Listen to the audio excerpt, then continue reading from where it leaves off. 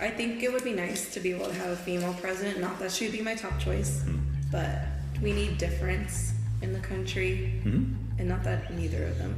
Trump talks so much trash, and it's just the fact that he wants Elon Musk, RF Kennedy Jr. You don't like them? I just why Elon Musk? Why is Elon Musk being dealing with our government? Yeah, I mean he's making some pretty cool stuff. Yeah, he is making pretty cool stuff. You gotta admit that. I guess my signs from my grandparents, I was always seeing them in bird form. I don't know why. How would you know it was them?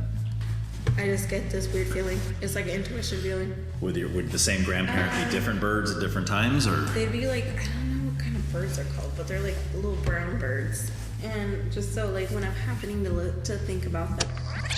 You've heard of Sabrina Carpenter. Oh yeah. I remember seeing on TikTok all these parents are taking their kids, these little kids, to the concert, and they're oh my god, I can't believe right. she's doing these moves, and yeah. I didn't know her music was like this, and I'm you don't listen to the music, right? I didn't like the place he was at. It was gross. They weren't nice to you. All these people seemed drugged out. Poor old people. And I remember when I seen him, he grabbed my hand really hard, tight grip, and he would not let go. And he hurt me, but I knew it wasn't him, and I wasn't I wasn't upset about it. It's a disease. Yeah. Did he recognize? Did you know who you were or no?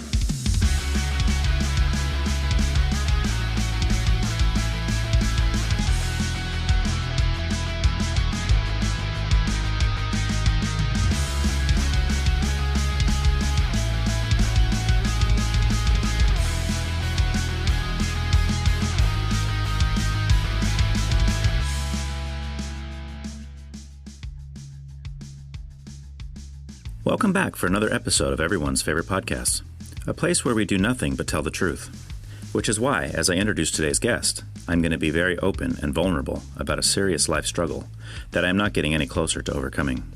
But first, please don't forget to do the 3 things that I always ask you to do, which would be leaving a review, sending me feedback, and telling everyone on the planet about the existence of this show. The email address that you can reach me at is whycan'twetalkabout@proton.me. Okay. Now it's time to get real. This really isn't easy for me to talk about, and I hope that you will all be understanding and forgiving. I have been struggling with addiction for the past 12 years or so. It all started when a friend let me partake of theirs, and it wasn't long before I was asking that friend where I could get my own. This friend, if you can even call them that, introduced me to my first supplier, and not long after, I was a full-blown addict.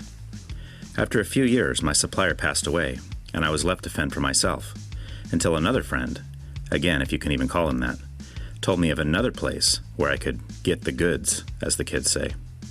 And it was at this place that I first met today's guest. She had become my new supplier. For years, I didn't even know her name. All I knew or cared about was that she was able to supply me with what I needed to feed my addiction. The only name that I knew her by was the dark-haired girl who made really good blended vanilla chai. Yes, I'm referring to my addiction to the amazing product known as Big Train Vanilla Chai. If you have ever been a guest on this show, then you have tried some of this wonderful drink. And if you have ever even listened to this show, I'm sure you have heard me mention it. Maybe someday they will sponsor this podcast. Maybe. But the real name of my guest for today's episode is Limon. Lauren used to work at Coffee Time, which closed down a while back, but she currently manages the Simple Cafe, which now has 2 locations and sells the amazing Big Train brand of vanilla chai. I had a lot of fun getting to know her better and hearing about some of her life experiences. Make sure that you go and visit Lauren and order a blended vanilla chai in my honor. Let her know that you listened to her episode, and she might just give your drink a little extra love. Enjoy the conversation. She was going to give the other one to her brother, but she didn't trust her brother. She didn't think her brother would take good care of it. Oh, gotcha. So it was my sister's friends' parents are we will give her to you for free if you want to take her. Wow. Freebies. Yeah. Nice. See, I got her from a backyard breeder because Bethany, my wife, is she grew up with Shih Tzu. She loves them. She's deaf. She's very sweet. She'll I've spent love a lot you. of money on my dogs. Yeah, I bet. Yeah. back issues, herniated discs. Oh my gosh. Teeth pulling. That's gnarly. What was the last one? Was it this summer? No, it was last summer. Yeah. It was last summer. I don't know what happened to her, but her gums went pale. She would not eat nothing, and they were like, "Oh, there's something wrong with like her blood." Oh no. And it was gonna cost like thousands of dollars to do blood transfusions. Yeah. And I was like, I can't afford that right now. Yeah, it's too much. Yeah, but she was the runt, so they told us she had some health issues, and we had her initial vet checkup when we first got her, and then like the vet's like, maybe she might live like 2 years. And I'm like, oh, because I got her for my wife for Christmas one year. I put her in the stocking and the whole deal. I mean, I didn't leave her in there overnight or anything, but, I brought her in the stocking, and, so that's why her name's Mistletoe, but everybody calls her Misty, so. This younger generation. Right, right, isn't that funny? They're so sensitive, like. Yeah, but I'm with you. That's the way that generation. How old are you? I'll be 25. 25. So, see, you're technically part of that kind of age group, but you don't sound like you're that way. I grew up with older cousins. Okay. So all my older cousins are millennials. Okay. So like, I grew up with a lot of millennial things. That's right. But also kind of like identify with some of the Gen Z, but I don't. Yeah. Like, all those stupid challenges that came up. Yeah, because a lot of the like 25, 24-year-old kind of that era that I talk to, they're like... We could talk about that on the podcast. Yeah. But fun times. I like your spirituality thing. Oh, yeah? You talk a lot about spirituality. Yeah. Yeah. Have you listened? You listened to a few of these, right? Yeah, I listened to a few of them. Yeah. But like, yeah, we usually hit that last. That's usually the ender. Just because kind of a... I start with music just because it's less controversial in a sense. Like, usually people tend to agree more on that, but... I love music. Yeah, good. Yeah, me too. So I don't trust people that don't like music. I'm like, what is wrong with you? How can somebody not like music? I don't. It's one thing to say I don't like that kind of music, or I don't like that song or that artist, but it's like I just don't like music. My grandmother. That's what she said. My grandmother would be like, I don't like music, but like growing up, she'd either listen to country music, only country music on the radio, 102.5 or what's the other one? The Sunny Country or is that Sunny Country 102.5. And there's like K-Jug or... K-Jug. Okay. Whatever that one is. I don't remember off the top of my head. I always... Yeah. 102.5 has always been embedded in my head since I was a kid. Right. Or listening to like classical piano music. Okay. She's like, I don't like rock. No, I bet she loves hip-hop. Most grandmas love hip-hop. They're just all about it, man. I love my grandma, but she's an old, bitter white woman. Oh, yeah. So are you mixed ethnicity then, or like 3/4 Hispanic, a third white. Okay. What kind of white? Like, do you know? I think just straight up white. Straight up white, like European, like. Well, I do have to say I think I'm part Native American as well because my mom's father, which I don't have a relationship with, he's just my mother's sperm donor. He left my grandma when she was pregnant with my mom. Oh, wow. So my grandma had 5 kids. And so he was like half Mexican, half Native American. Not one of those tribes that get money. Yeah. You're like, dang it. No, my uncles were like, dang it. Yeah. But, my dad's parents, they were from Mexico. Okay. From, my grandma was from Guadalajara, and then my grandpa was from Jalisco. So they got married in 1960. My grandma was 17. He was 23. Oof. But even back then, that was like frowned upon. Right. Even though that was like kind of the norm. Yeah. And then my grandpa had already been living in the U.S. for work. But my grandma didn't get to go until 1961. And then how many years after your grandpa was here was that? Like, how long were they apart? Just 1 year. Just a year, okay. Yeah, after they got married. They didn't become citizens until, I think, the 90s. Because my dad was out of high school. So, like, my grandparents were old school. My grandpa would not let her work. Oh, yeah? She had kids. No women in the workplace, huh? Just make babies and cook meals. Well, she got to work before she had kids. Okay. And then she got pregnant. She had like fertility issues. So when she finally started having kids, he was like, Oh, once the door opened, that was it, huh? Yep. Yep. Nice. So she just they lived out on a ranch. I don't know if you've ever heard of the Gujas. Yeah. Oh, yeah. They own like all kind of stuff around here. Yeah. So my grandpa used to work at the milk dairy for them. Okay. And then I believe did strawberry picking and like the broccoli. Okay. So they used to live on Stoll Road, and their old house like burned down a couple years, like 2 years ago. I saw it. I think I saw that. Like I remember seeing over there. There was a house that was like just like totally boarded up. Yeah, and you could tell it was all like crispy in a sense. Yeah, they had to move out. I think I was 2 or 3. That's like one of my earliest memories. Is like, my mom used to drop me and my oldest brother off there, and she would watch us. But the house became 2 termites. Oh no! So the roof was really bad. So the Gujas were like, "You can't live here anymore." And they loved that house. Oh. They had like the best parties, from what I've heard. Yeah, because it's kind of out in the boonies, right? So you don't have to worry about noise or anything like that. Yeah, you do whatever you want. Yeah. My dad has plenty of stories from when he was younger. So your dad grew up around here? Yeah. How old is your dad? My dad he just turned 57. Oh, okay. So he's he's 11 years older than me then. Yeah. I was going to say maybe I knew him, But, yeah, they lived out there forever, and from the 60s until 2000, I want to say 2002. Okay. Because 2003, they moved across town and into a home. Are they still local? My grandparents passed away. Oh, okay. Both of them will be 3 years. My grandma passed away in October of 2021, and then my grandpa passed away with today's date. His anniversary is like this week. Today's the 15th. Hold on, it's on my phone. The 18th. Oh, wow. They passed away within like months.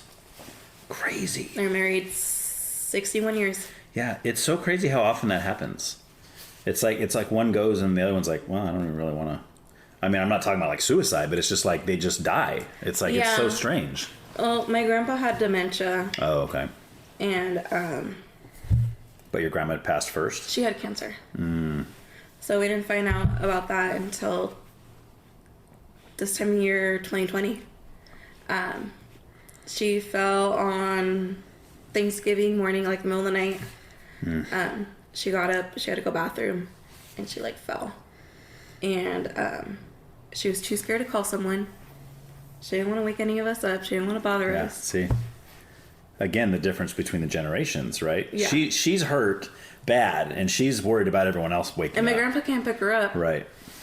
And so I'm like, it was like Thanksgiving morning. I'm like, hey, Dad, like, have they called you? Like, usually they'll call us in the morning. Like, I would go pick him up, and I'd be like, okay, like, I'll pick you up at this time for dinner for Thanksgiving.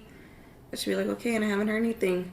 Yeah. And so we called, and they weren't answering. So one of my cousins had went over there and found them. So she had, like, dislocated, like, her shoulder or something. And so did it, like, an x-ray, and the doctor at the hospital was like, there's something concerning, like, I think that you need to go see an oncologist. Right. So she ended up having lung cancer, which she didn't smoke. Well, yes, in the closet smokers for like a short period of time, but it's not like not a long period. No. But they think it was from the well water. Oh, no way. From the ranch. Oh, crazy. So her cancer had spread to her shoulders, her one kidney, and like some other places. Oh boy! And she didn't even know about it until she fell, and they had to X-ray because of the dislocation. And she was taking the chemo pills. She didn't like them because then like you get like the sores in your mouth. It's everything tastes like metallic. Yeah, that's why I know people that they've just said, I'm just going to live out my life. I don't want to go that route. I don't want to. Yeah. And that's why, because it's the quality of life versus the quantity. And then also at the same time, my grandpa wasn't doing well, like his dementia was getting worse, and once you hit a certain point with your dementia, you change. Right. So, there was like certain situations happening where he tried throwing like that, like your lamppost, like trying to throw it at my grandma. And luckily, one of my cousins walked in. He was a bounty hunter. And your cousin was a bounty hunter? Yeah, my cousin's a bounty hunter. Like Boba Fett? Yeah. Yeah, he walked in. He was like, "What is going on?" Yeah. He like de-escalated the situation, and he was like, I have to like call. Yeah. And That's cops scary. came, and it's not you. It's not you, and it's your mind. It's sick. Well, that's what makes it scary. Yes. Right. It's like it takes over. And so, from what I remember being told, he like threw a tantrum. It's like being a kid and then also like not knowing what you're doing. And my grandma wasn't upset. She was scared, yes, but she knew it wasn't him. Right. And I've also... So he got sent to Marion. This also during COVID. So he was in there for 2 weeks. There was no homes available at the time because, all places were like closed down or like not accepting new people. Right. So he got sent to Ojai, 2 hours away. Oh, wow. So that also made the situation worse for my grandma because she was pretty much like, my husband isn't here. Right. Like, yeah. what's the point of living? Right. Right. So she like slowly started giving up, and then she was getting worse. I was taking care of her like this. Do you remember when I left coffee time for like a short bit? I don't know if you knew that. There were times where I didn't go for months. Yeah. So I might have missed it. I left coffee time in like the summer of 2021, and I went to Starbucks. You worked at Starbucks? Yeah. Which one? On Main Street. Oh, okay. Right around the corner from my house. The one across from off the freeway right there? Yeah, right off the freeway. By that bunt cake place that used to be there? Okay. I needed the flexibility to be able to take care of my grandparents. Oh, okay. And like, there was only 2 shifts at coffee time. I was like, Yeah. And I knew if something happened, I wouldn't be able to take the time off to take care of them. Right. So I left for Starbucks, and luckily enough, they were able to give me the morning shifts. So I worked super early and then had the rest of the day to take care of them. Okay. And then I was also like doing school. Right. So that was also like really hard. Yeah. So he got sent away to Ojai. My grandma was giving up. I was taking care of her. Like, I can't remember what those things are called. But essentially, like, you put this thing underneath them and you, like, do this to lift them, to help them, to bring them to, like, so they could go bathroom. Right. I can't remember what they're called, but we had to use one of those. Okay. And I think... For, like, when it's too heavy to lift on your own, you have to use a tool. Yeah. It was like a tool that the hospice had, like, given us to use. And I just remember her, like, screaming in pain because of her tailbones. I don't know if her cancer, like, spread to her tailbone, but she was, like, constantly complaining about her tailbone. Ugh. And, so yeah, my grandpa never got to see her. He only got to see her the day before she passed away. She was, like, in a comatose state.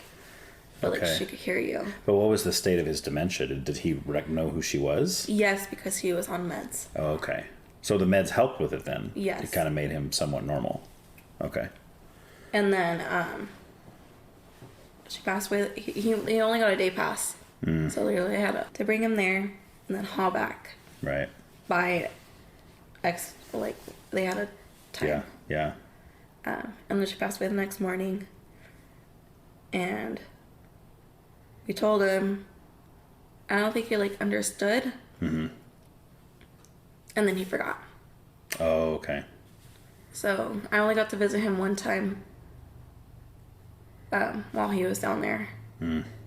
Is that where he passed, while he was in Ohio? No. Okay. Luckily, he was able to go home. Okay.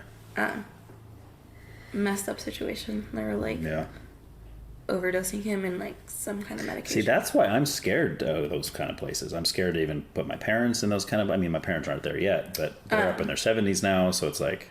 Well, I think because it was a Medi-Cal. Oh, okay. Yeah, but see, that's what sucks. Like, depending on the insurance you have is going to depend on your quality of life and the care that you get from the medical establishment. It's like, they shouldn't be that way, you know? I didn't like the place he was at. It was gross. They weren't nice to you. All these people seemed like drugged out. Yeah. These poor old people. Right. It's terrible. And I remember when I seen him, he like grabbed my hand like really hard, like tight grip, and he would not let go. And he hurt me, but I knew it wasn't him, and I wasn't like, I wasn't upset about it. Like, it's a disease. Yeah. Did he recognize? Did you know who you were or no? At that point. When he got sent home a week before he passed away, because we thought he would you know, the drugs would wear off and he would get better. Yeah. No. Okay. It was a week. So when he got sent home 2 weeks before Christmas, the first day he came home, he looked at me and he called me my sister's name. And I was like, you know what? That's close, though. I mean, Good enough. At least he knew you were a family member. Good enough. But, okay. Yeah, he was at home for a week. We're taking care of him. And then we were all at their house when he passed away. Oh, okay. Yeah, I think he was just like waiting for all of us. We all came and visited him. Yeah. And it was just kind of like an intimate celebration of life. And then one of my uncle's friends was like, he just passed. And so it was like rough. Okay. Yeah, so back-to-back funerals was a double whammy. Yeah, that's terrible. Yeah, but... So then it was after that, then you decided to go back to coffee time or what? Okay. Yeah. And they took you back? Because they were like, Taylor took me back. You're like, Taylor was the blonde one, right? Yeah. Yeah, she's the only one whose name I knew. It's so funny. I never even knew your name until we talked about doing this podcast. Yeah. And then you put the name on the phone. I was like, oh, Lauren, okay. Because before you were just the girl that made really good chai at the place. The best chai. Right. Because like me and my friend, I'm sure you know. Do you know Denise that used to go through all the time? You have a picture of her? Yeah, I do. I totally do. But I mean, I'm sure that because you guys are like... I know faces, names. Yeah, I'm sure you would know her. But her and I like developed this like addiction to this chai, to where like I have a bag sent to my house twice a month, every other week. My wife's finally like, you know what, you're spending way too much money. You gotta start making these yourself at home, you know. But I'll still like when I'm out working, that's when I'll stop by like Simple or whatever and get it over there. But they're expensive. Yeah, like, for sure. But I mean, it's a lot cheaper too. And you get it from Amazon? I do. Yeah, the 3-pound bags or whatever. You can buy them at Smart & Final too in the can. But I know it's like hit and miss. Yeah, but that's more expensive. It's a bit more expensive. I have them in. Oh, there she is. Well, she's dressed as Ketchup in that picture, but. Oh my gosh! Yes. Yeah. So that's like our best friends. She gets vanilla chai with non-fat. Yes. Right. I've seen her. Twice so far at Simple. Okay. Yeah. Well, I'm the one that told her that it was that they had big. I called her and said, "Hey, you remember that girl that used to work at Coffee Time that made the chai the best?" She goes, "Yeah." I go, "Well, she's over at Simple now." She goes, "Where's that?" I go, "It's right off Skyway. You go in there and she's working there now. And if you go in and it's chai, they have big train and the whole thing." She's like, "No way." I told them, I was like, "You need to get big train. Right. You need to get the Mexican mocha." It took them a little while to get them to go on Mexican mocha. I was like, "You have this Mexican mocha, you have people coming." Yeah. That's one my wife likes the magic mocha. What's that? Oh, dark and white. Okay, she likes that one. Like a tuxedo or whatever they call it sometimes. Yeah. Okay. She likes that one. But my wife likes coffee. I don't like coffee at all. Ugh, terrible. That's why like I don't get like Chris, he gets the espresso shots in his. In fact, when he comes over here and I'm making chai for us, he will like go through Starbucks and get a shot of espresso, bring it with him and put it into the chai that I make for him. And he's like, "Oh yeah, I just have to have the espresso in there." And I think Allie gets it that way too, I believe. But I just don't like the coffee flavor. But have I ever told you the story about how like I embarrassingly had a fangirl moment like 5 years ago with Chris? At Coffee Time. Oh yeah? Okay. Was it like during your own backyard thing? Yes. Okay. So this was like my second year at Hancock, and this was like a couple months after me starting at Coffee Time. Okay. And I was listening to the podcast, and I think it was like a couple episodes in. Yeah. And like his voice sounds the same. Right. And so, it's distinct. Like, it's a very unique voice. Yes, yeah, very unique voice. And so he pulls up one afternoon. It was one afternoon. And I'm, like, talking to him. And you remember we used to, like, hand you a clipboard with your receipt? Yeah. Mm-hmm. And I was like, Chris Lambert. And then I was like, oh, crap. Like, and then the voice, wait a minute. And I was like, are you the one that does the podcast? And he was like, yes. Yeah. And I was like, oh my God. I'm obsessed with your podcast. And then he signed his receipt, so you had his autograph. I didn't get to keep it. That's awesome. I remember telling Allie like a couple months ago, I was like, yeah. Because sometimes, usually she would go pick up his drink, but sometimes he would go himself. Right. When she's busy. Yeah. Yeah. And I told her a couple months ago, I was like, yeah, I ever told you the story? Yeah. She was like, no, tell me. And she was like, oh my gosh, that's so funny. Yeah. So what's funny is the three of us, me and Chris and Denise, we all got hooked on that big train originally at the library. Because there used to be the cafe. The cafe. And Bobby Kim, that used to own that cafe, he would always get the big train. And I didn't know what chai tea was. In fact, I mean, people that like real like chai tea, they try this and like, oh, this is like way different. I was like, yeah, it's like a chai milkshake basically. But like we started getting them there because I work at the library. Yeah. Chris's mom works at the library. So we would try it there and I'm like, ooh, dang, that's really good. And then I started trying it. And well, then they closed and then I couldn't get it anywhere. And then somebody, it might have been Chris, that told me, because he's the one that told me about Simple, but I think he might have been the one that told me about Coffee Time. He's like, they have Big Train at Coffee Time. I was like, oh, Coffee Time, where's that? So we go into by Target and the drive-thru. I was like, oh, the little hut, as everyone would call it. Yeah. I mean, and it was amazing how fast you guys would be. I mean, there'd be cars coming up each side and each kind of thing. So, but yeah. So then we started going there, and then you guys closed. Like, oh no, of course, like I said, I still get it. I'm still sad that we had to close down. I know. Is there plans to reopen it? Because the one in Lompoc is still there, right? So, oil company bought them out because there's an oil sump. Is that the real story? Because that's the story I heard too. But in fact, you might have told me that. You might have been the one that told me that. Okay, that sounds like owners trying to cover up the real reason why they had to close. Well, because Better River used to be oil fields. Mm-hmm. So I know. Someone told me, like, some of them got dug out and the soil's fine, but there's other spots on Bataravia where that wasn't the case. And that just happened to be right there under that little tiny building. It's like a, what is that? But then you also have the gas station, so... Right. But they didn't close. It's harder to work with a big corporation versus a mom and pop. See, and that's what sucks. I bet you if that was a Starbucks, it'd probably still be there. Or at least they would have done whatever they needed to do to fix it, and then just continued on with the business. But they got bought out. Yeah, they paid them for the. Yeah, that's awesome. Haven't heard from my bosses since then. It's been over a year. Wow. I see you got your Basil sticker there. That's awesome. Yes. When I got my new Stanley, I texted Allie. I was like, "Can I get another sticker, please?" She's like, "I'll give you 2." Oh, that's so funny. I love Baz. I'm sure you saw like the political signs all around town. Baz 2024. Yes. I think he started that. She put one outside of Simple. Okay. Yeah. So and then I funny. saw one like further down on Lakeview. Yeah. Oh, they were all over. Yeah, all over the place. I remember down by the library one time when we had she's not there anymore, but she was like the head of the whole library.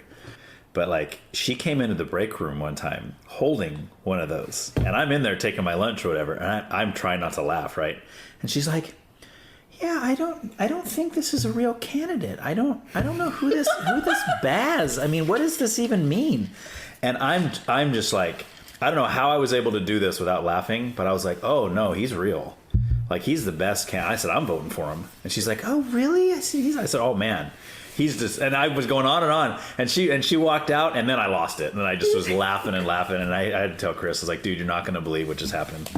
So stinking funny, man. But yeah, it's just hilarious. I remember watching one of those airport candidates like move Baz's sign and put his own sign. Oh really? He's all bitter. And then stupid dog. Baz somewhere else, and I'm like. No. Yeah, Stinking funny, man. Yeah, those two are hilarious, those people. Chris and Ellie. So where was I going with that? We went off on a tangent. Chai. Oh, that's what I was talking about, how I didn't even know your name until then, because you were just the girl that made the chai really good. Just coffee time girl. Coffee time girl, yeah. Oh, that's what it was. And the only reason I knew Taylor's name is because Denise knows her personally. So she was like, oh, I said, oh, the girl's kind of tall and blonde. And I said, but there was a bunch of other girls that would work there. And it's so funny because like, and we would be the same way, like me and my friends that we used to go there. Whenever you'd pull up and you'd see a girl you don't recognize, it's like, oh no. Because it's like. Or the car. Yeah. If you see the car, you're like, oh man. Right. Right. So-and-so isn't working. Yeah. Well, I wasn't that crazy. I didn't know people's cars. Like I didn't know what cars people drove. But if I pulled up and I saw a girl and I was like, ooh, I don't know who that is. Is she going to make it right? And a lot of times, not so much. I would drive out of there and be like, I know, you could tell there was like not enough. I remember you telling me, be like, that girl. Yeah. That worked yesterday. Yeah. Didn't put enough chai. Right. Right. Chai. And it wasn't because I was trying to be a jerk. It was because I was like, oh, she needs to know how to make it. Because if people are going in here dropping $7-8 on a drink, you want it to taste the way it's supposed to, right? And I want you to get your money. Right. Exactly. So, yeah. So it was always kind of like, but it wouldn't be you. And Taylor made them good too. When it was one of you two, it was like, okay, we're good. We're good to go. So, yeah. I don't know if you know, do you know Sabin? Sabin Brock? Yes. Oh, yeah. He's been on here. Oh, he has? Yeah, his episode's really good. You should listen to it. It's a good one. To it. Yeah, he's good. I just had lunch with him the other day. Oh, he's a good friend. Yeah. His mom used to go to coffee time too. Yeah. And she was also like very picky about who made her. She used to get extra large sugar-free vanilla chai with almond milk. Okay. And now she has to get a medium because. What was the one they had, the extra large at coffee time? The thing was huge. The hot was a 24 ounce. Okay. And then the blended was a 32. Okay, so like this. Yes, your cup. See, that's why my wife bought me this. Because as soon as I wasn't, she's like, well, you're going to blend your own. And you just think, I need to have this. Got to take this to work. Plus, it's got the insulation so it stays cold for hours. And I'll just take it to work and milk it, you know. Yeah, that's such a bummer. Because you'll see me. I'll go in there and order 2 of them. Mm-hmm. And it's like, you know. You're paying double. Right, exactly. And it's like way more to where at coffee time, it was only like, I think $2 or $3 more for the extra large. And it's like double the quantity. And Sabin, he would used to get either... He used to be on a Vietnamese coffee kick, or he would usually get sugar-free iced coffee. Okay. With like a couple Splendas added to it. Right. I still remember. Yeah. He usually does different dietary stuff, depending on where he's at. But yeah, he's a cool guy. Really cool guy. I love his mom. Oh, she's awesome too. Yeah. Have you bought bonsai trees from him before? No. Bonsai trees? You don't know he sells bonsai trees? No. What? In his shop? No, from his house. Sabin does? Yes. Shut up. Hold on, I'll show you his... How has that never come up in conversation before? Let me show you his... I mean, I love Mr. Miyagi, so I mean, obviously that should come up. Hold on. This is his Deadwood Society. That's the name of the company? Yeah. Okay. This is his... I bought like 2 bonsai trees from him. Oh, that is crazy. I had no idea. Yeah. So he still does this. Yeah. Along with the tattooing. Like you can see, this is his house. Huh. Wow, that is gnarly. I had no clue. I'm gonna have to ask him about that now. Say, hey man, you're holding out on me here. What's the deal? You didn't tell me about your passion making bonsai trees. I love bonsai trees, yeah. And he sells them. So I bought one for my dad for Father's Day. And then he gave me one. Mm-hmm. So I have 2. So when you buy them, are they already like clipped, or do you buy them and clip them yourself? No, he clipped them. Okay.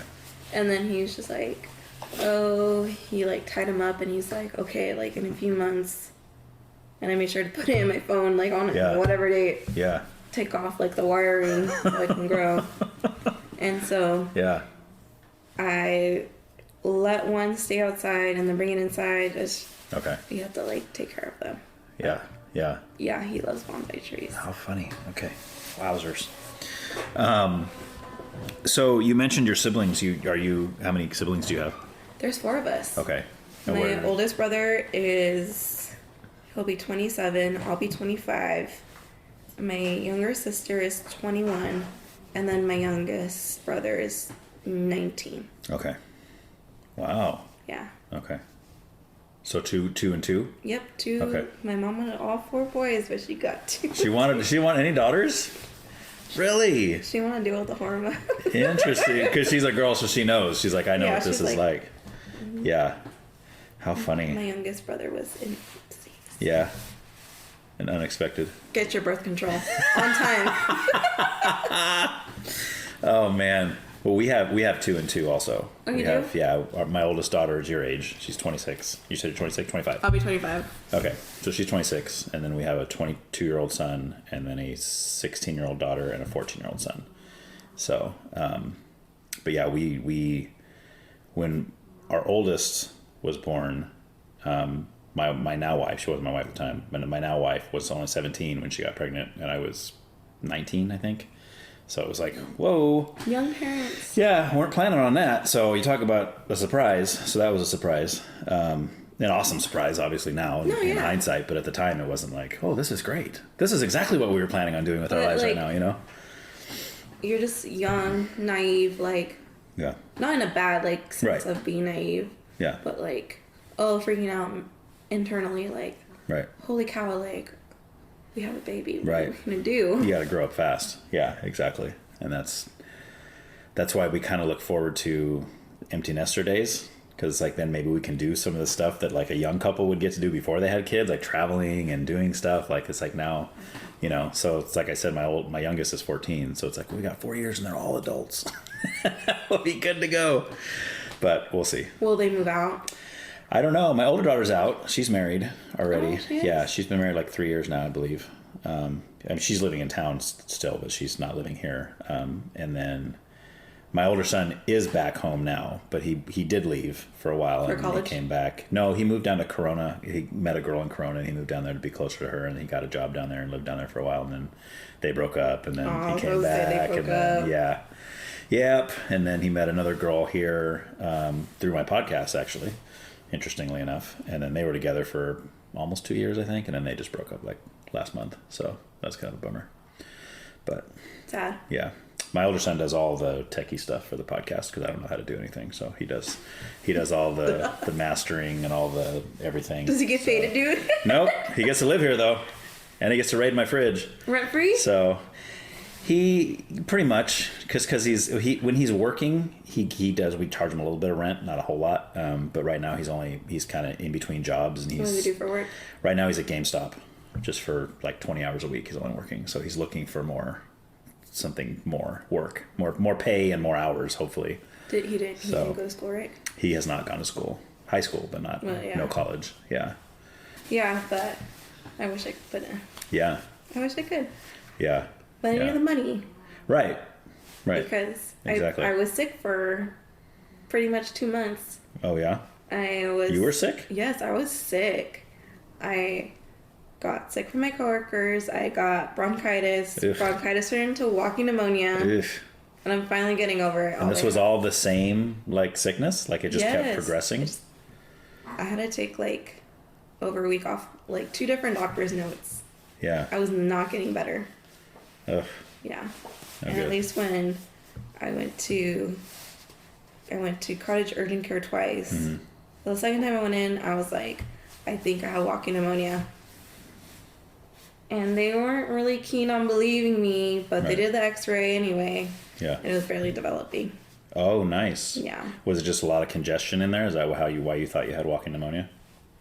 No, I was getting better. And then one day after work, I took a nap and I woke up feeling like crap. Oh, okay. And I was like, man, like, I don't feel good. Yeah. And then I took a shower and like almost passed out in the shower. Like had like a really bad fever. My body was like sweating and like the clamminess. And I was like, something isn't right. And I couldn't even drive myself.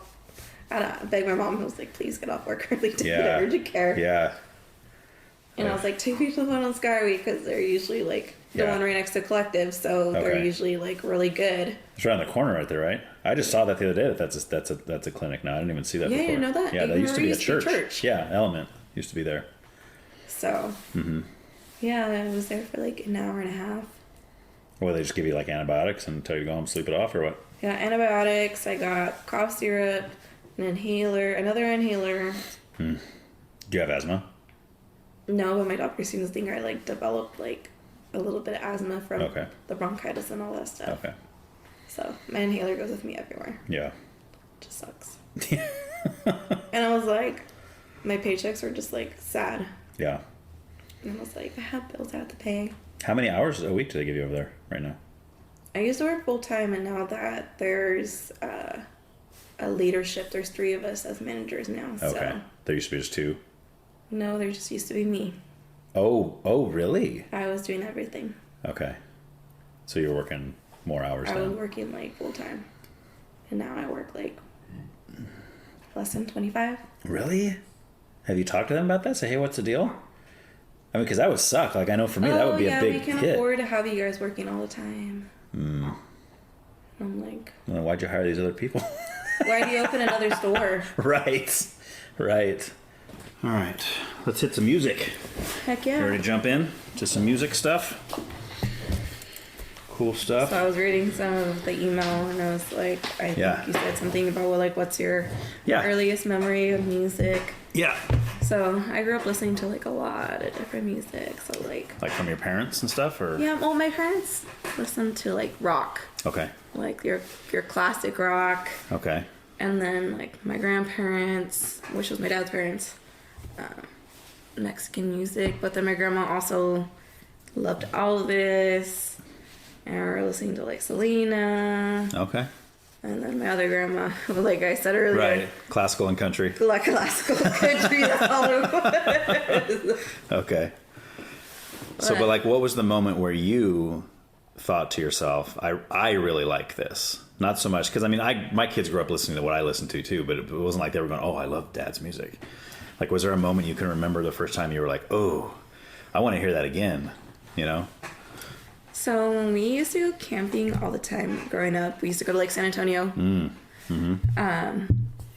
And my dad's friend, he's also my youngest brother's godfather, they had a boat, and he like had like a specific playlist. It was also like classic rock. Okay. And so we used to listen to Lowrider. Oh, okay. We used to listen to like the same genre of music. And Yeah. it just brings back like good memories. Right. You know, being on the boat as a kid, going, being on the inner tube, and then like eating crab, like falling off Right. the tube and drowning in the Right. water. Well, and it's funny because as those events happen and music's playing, that song will always remind you of those events, which was what's awesome about it. I got my parents into country music after like forever. Oh, okay. So like, So you were a big country fan because of your grandmother, maybe? Or? yeah, I've always Okay. liked country music. Okay. I've been to a few country concerts I've seen. Do you listen to country? It's not my top genre, but I do like country. I tend to like older country, Okay. like Hank Williams and Johnny Cash and, stuff like that. I But, love Johnny Cash. yeah. But if you listen to country music, it would be like Johnny Cash. Okay. Like before he got into like the newer country. Okay. So I've seen like Kelsey Ballerini. I saw her in Pitt like almost 2 years ago. Okay. At Santa Barbara Bowl, and then I've seen Carly Pierce at Paso, the Vina Robles. I don't even know who that is. The first one I know, but I didn't know that when you just said Carly Pierce. Never heard of her. She's a good singer. She came Okay. out with the. Is she like a younger? She's in her 30s, Okay. but like she's like a newer artist.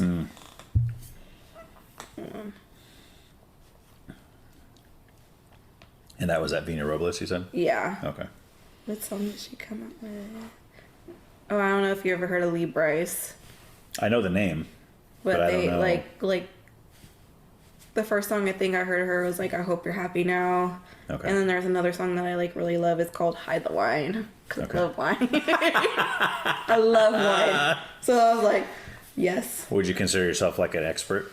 Like, are you the kind of person who's like, oh, this is what I'm having for dinner, so this is the kind of wine I need to pair it with? No, not like in that sense, Okay. but I love myself like a good bottle of Chardonnay or Syrah. But like, can you tell the difference between a cheap bottle and an expensive bottle? Like, if someone gave you a blind taste test and you're like, okay, which one costs $200 for the bottle, which one's $5? Would you be able to tell? You think? I don't know. Probably box wine, like I could tell the difference. Right. Yeah, because that tastes like cardboard. There's this funny joke. Okay, so I grew up Catholic. Mm-hmm. And so when you do your first communion, like you have to take a little communion thing and then take a sip of wine. Right. Right. And so the first time when I had wine when I was like 7 or 8, and I was like, ew, Jesus juice is disgusting. So like, nice. So like whatever, I like take a sip of a bottle of wine that my aunt has, or like something we open up at the house, and I'm like, yeah, this juice is nasty. No. To where it's really probably the same thing. It's just that you're older now and it tastes different. But I just like, I'll just say it to my aunt. I'm like, oh, this juice is just. Yeah. That's funny. Start laughing. That's funny. But same as when you were 7, that's when you got hooked on wine. See, you had that little sip, and you're like, "Ooh, I didn't like the way it tasted, but you know, something going on there." Yeah. Okay. But anyway, back to the music topic. Yeah. I've also seen Maren Morris. Okay. And Santa Barbara Bowl too. Yeah. And my first concert was Justin Bieber when I was. Oh, nice. Nice. See? A little Belieber fan at like 10 years old. Yeah. At the Mid-State Fair. What was the song that got you? Was it Baby? That's the one that got my daughter. I remember that was her favorite song for a long time. And then it was the one the movie was named Never Say Never. Oh, you know what? I was a Justin Bieber girl, but I never watched those movies. Oh no? One Less Lonely Girl was my favorite song. Is that the one where he brings a girl up on stage during that song? There was a song whenever he would sing it, they would set it up ahead of time, and a girl would get to go up on stage with him while he sang it. And of course they're like, oh. I remember having the iPod Nanos. Yes. Yes. See, you shouldn't know what that is, right? Because you're too young for that, right? iPod Nano, didn't that come? That was like one of the first ones, right? Yes, that came out. I think maybe like 2008, 2009. Okay. Let's Google it. Yeah, I feel like it was earlier than that, but I could be wrong. Well, like the little skinny. Yeah, I know the one you're talking about. The Slim or whatever, the one. Yeah. When did those come out? That like just had music. Like you couldn't. There was no smart capabilities on it really. You couldn't like check your email or get on the internet like you could with the touches that came out later. Well, saying the second generation of the iPod Nano came out in like 2006. Okay. Yeah. But you do know what one is. Yeah. So, I mean, so it was like this one. So like 2009, see? Yeah, with the little spin dial. Yeah, a little spin dial. Had a lot of music you weren't supposed to be listening to at that age. But... Right. Because then you could hide it, right?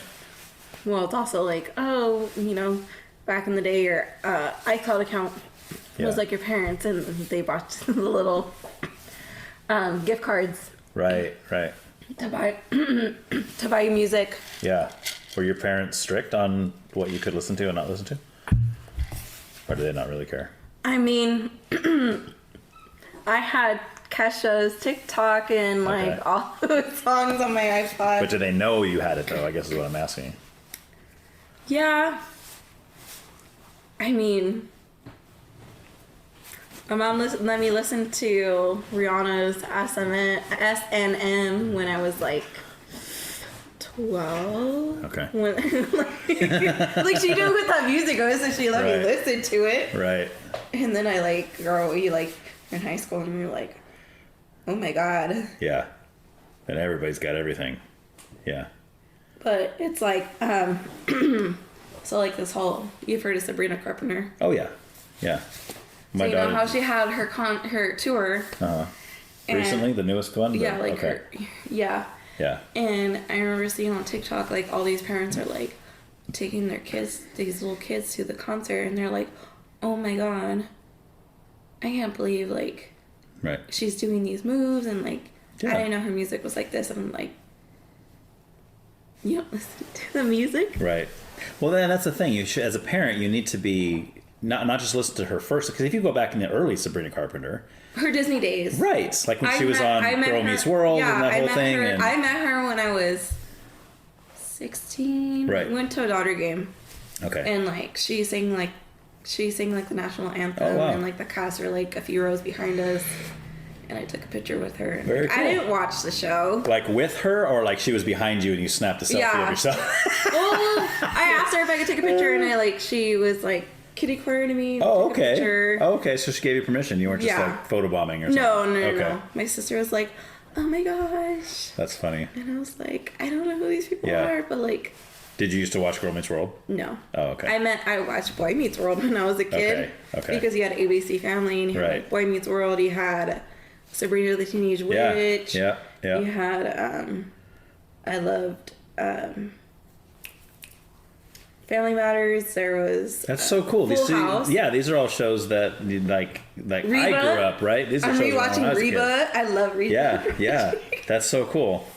See, most people your age wouldn't even know those shows exist. Home Improvement. Oh yeah, that's a classic. That's a good one. What was another one? I like I want to be a kid again. Like, Yeah. Be like, oh yeah, this show, and that show. But That's cool. I love Reba growing up. Yeah. My grandma liked Reba.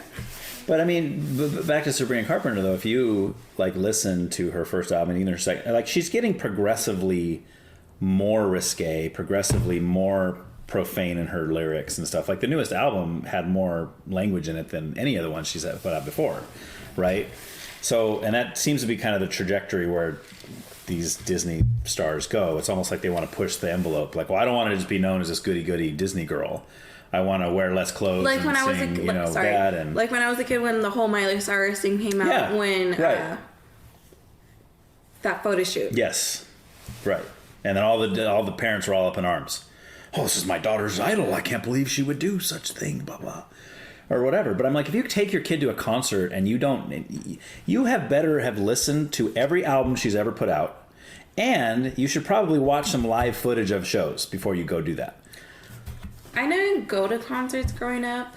Like, the Justin Bieber was my first one, but then I didn't go to another concert until I was out of high school. Okay. So, like... And you were like 10 years old, you said, with Justin Bieber? Yeah. Where is that at? Where's this? Paso. Really? Yes. Mid-state? Yes, Mid-state. Was that like when he was like brand new? Yes. Okay. Brand new. Okay. That's awesome. I vaguely remember.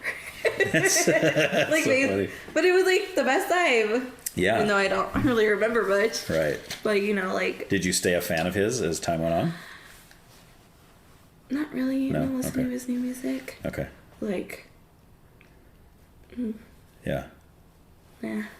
There was somebody we were listening to the other day, I forgot who now, and one of my kids said, this sounds like Justin Bieber. And I go, this doesn't sound like Justin Bieber. And they said, no, Dad, like new Justin Bieber. Like when he sings now, he sounds way different than he did in the baby, baby. He sounds like way different. And they played me something, and I was like, oh my gosh, you're right. But I can't remember what it was that we were comparing it to now. So, you'll have to ask them. Yeah. I'm curious. Yes, I'm curious too, since I forgot. But I listen to like a lot of different like music. Like I'll listen to pop. I'll listen to R&B. I'll listen to rap when I'm in the mood. Right. Which is not all the time. Right. Country, indie, oldies. I love oldies. Okay. I love music from like the 60s. Yeah. Like that's good music. Yeah, for sure. Or music like jazz music from like the 40s. Yeah. That's cool. Is there any genre you don't like? Metal. Like metal? Like any kind of metal? Don't scream in my ear, please. Oh, so like screamy stuff. You don't like screamy stuff. Like, because not all metal has screaming. I know. But like the times that like people are like, oh, listen to this heavy metal song. Yeah. And it's just like, oh my God. You're like, this is terrible. This guy needs therapy. Somebody give him a hug. He's very angry. No, I'm like, I need to go to therapy after listening to this. Oh. But like, have you ever heard any metal that you did like? Or no? No, I don't think so. Okay. Not that I like go out of my way to listen. Right. But when someone shows it to you, you never had a moment where you're like, oh, I actually like that one. I'm surprised. I actually like that one. Okay. I wanted to take my parents to go see Kiss when they're on their like final tour or whatever. Yeah. It never happened? Okay. I didn't want to go. I'm like, your parents see you think they would, because you said they grew up, or they played that stuff around you, right? The classic rock stuff. yeah. My mom got like free tickets to see Styx. Is that? Oh, Styx, yeah. Yeah. That's old school. Last year. Nice. Because her boss, like, I don't know what happened. Her boss didn't end up going. He was like, yeah. anyone want free tickets? and they're like in the pit. Yeah. Well, even though you weren't, you were sitting. Right. Sitting in the pit. Yeah. That's what old people do. You sit in the pit. She was like, sure. My dad's like, I like some of their music, but I didn't go out of my way to go see them in concert. Okay. So that didn't happen either. You had free tickets? They went. Oh, they did go. Yeah, my dad was like... But you didn't go too? No. They only had 2 free tickets. And I'm like, nah. You weren't that disappointed. And then my mom saw him on Nickelback last year. Nice. Or was it this past summer? I think it was this past summer. I don't know at what point Nickelback became the band everybody loves to hate on. I love Nickelback. I do too. I mean, some great songs from Nickelback, yet every time there's all these memes out about making fun of them, and everybody's like, oh, Nickelback. And even when they played, I think they played Midstate, right? Also, core music in my childhood was my mom blasting Nickelback every single summer at the lake. There you go. It's the songs you shouldn't be knowing. Oh, yeah? Like SVX, and then have I don't remember, but you know the song. Sure. Yeah. Something in your mouth. I'm like, I don't know if I've ever heard that kind of. Most of the stuff I just heard like their radio singles mostly. Oh no, nope. Yeah, that's funny. Nickelback. I'm like, I love it. I'm like, Mom, how can you let us listen? Yeah. What did she say? Do you ever ask her that? She's like, I don't care. I love Nickelback. The only like 2 CDs, 3 CDs she had in her car. Yeah. Or Metallica. There you go. 10 years ago. It was 10 years ago because it was my freshman year of high school. Okay. We drove to Arizona. I have some family in Arizona. So my parents took the trailer, so you had to go like 55 miles an hour. It usually takes like 8 to 10. It took us like 12 hours to get to Tucson. And when you're like in Coachella, Blythe area, you don't have you can't listen to any radio. Right. So the only CD my mom had in her car was a Metallica. Which one? Do you know? It's probably the Black Album. With Enter Sandman and The Unforgiven. Yeah. Yeah. I listened to that for like Classic. 4 straight hours. Do you like that? Yes. Okay, so that's technically metal. Metallica is one of the original metal bands. So there you go. There's some metal you like. But we had to listen to that, and then after that, my dad's like, I don't want to listen to Metallica for like the whole year. That's so funny. Whiskey in a bottle. I was like, okay, I'm kind of tired of whiskey in a bottle. Change it. Yeah, and that's a cover song too. That's not even a real. I think that was a Thin Lizzy. I think that's an old Thin Lizzy song. So if you had to pick a favorite genre, then like now at the age you are, would you be able to do that, or do you just still kind of like everything? I still kind of like everything. I got into Chapo Rowan over the summer. I don't even know what that is. You should listen to her. Oh, that's a person. Yeah. That's not a genre of music? No, she's like a pop girl. Chaperon? Chapel Rowan. Chapel Rowan. Okay. Is that what kind of music Maybe is your it? daughter listens to her. She might. Yeah. She'd at least know who she is. Have you ever heard the song Good Luck Babe? No. It's been playing. I don't listen to the radio, like ever. So I don't listen to the radio unless I have to. And I don't have Spotify. I don't do any of that. So I have I have Apple Music. Nope. I mean, yes, but only because it's my own CD collection that I put onto my Pandora library. No. What do you listen to? My own music, my own CDs. I actually own CDs. Oh, there you go. I'm the one guy in the world that still purchases CDs. I love CDs. Yeah. I think the only CD that I have is like a Harry Styles one. Oh, okay. I thought you were going to say it was Nickelback. Oh, no. One of my girlfriends, she got me a Harry's House CD like 2 years ago from like Target when it first came out. Okay. But like other than that, I don't listen to CDs in my car. I just Bluetooth. Yeah. And then I have my Yeah. Well, so let me clarify. I don't actually listen to the CDs usually, but I own the CDs. Then I rip them into the iTunes library. Then they're on my phone. Like I purposely bought a terabyte of memory on my newest phone, so I could have my entire music collection, which is like thousands and thousands of songs. Like I grew up listening to Christina Aguilera and Britney Spears. Oh, nice. Who do you like better? Because that's always the debate. I love Christina Aguilera's voice. Yeah, I like her better too. She has a better voice. She just has a better voice. Yeah. Hands down. But I remember being like 4 years old and the little CD player. Mm-hmm. And then you connect your little... Oh, like a little Walkman, but with CD? Yes. Yeah. Mm-hmm. And I remember that album. Hold on, what album is it? It was a Britney Spears album. My mom let me listen to it. It was like... Is that Toxic? It was... Hold on. Where's that album at? I don't know. I can't help you with that. I know. I'm like looking at Spotify. I'm like, where is it?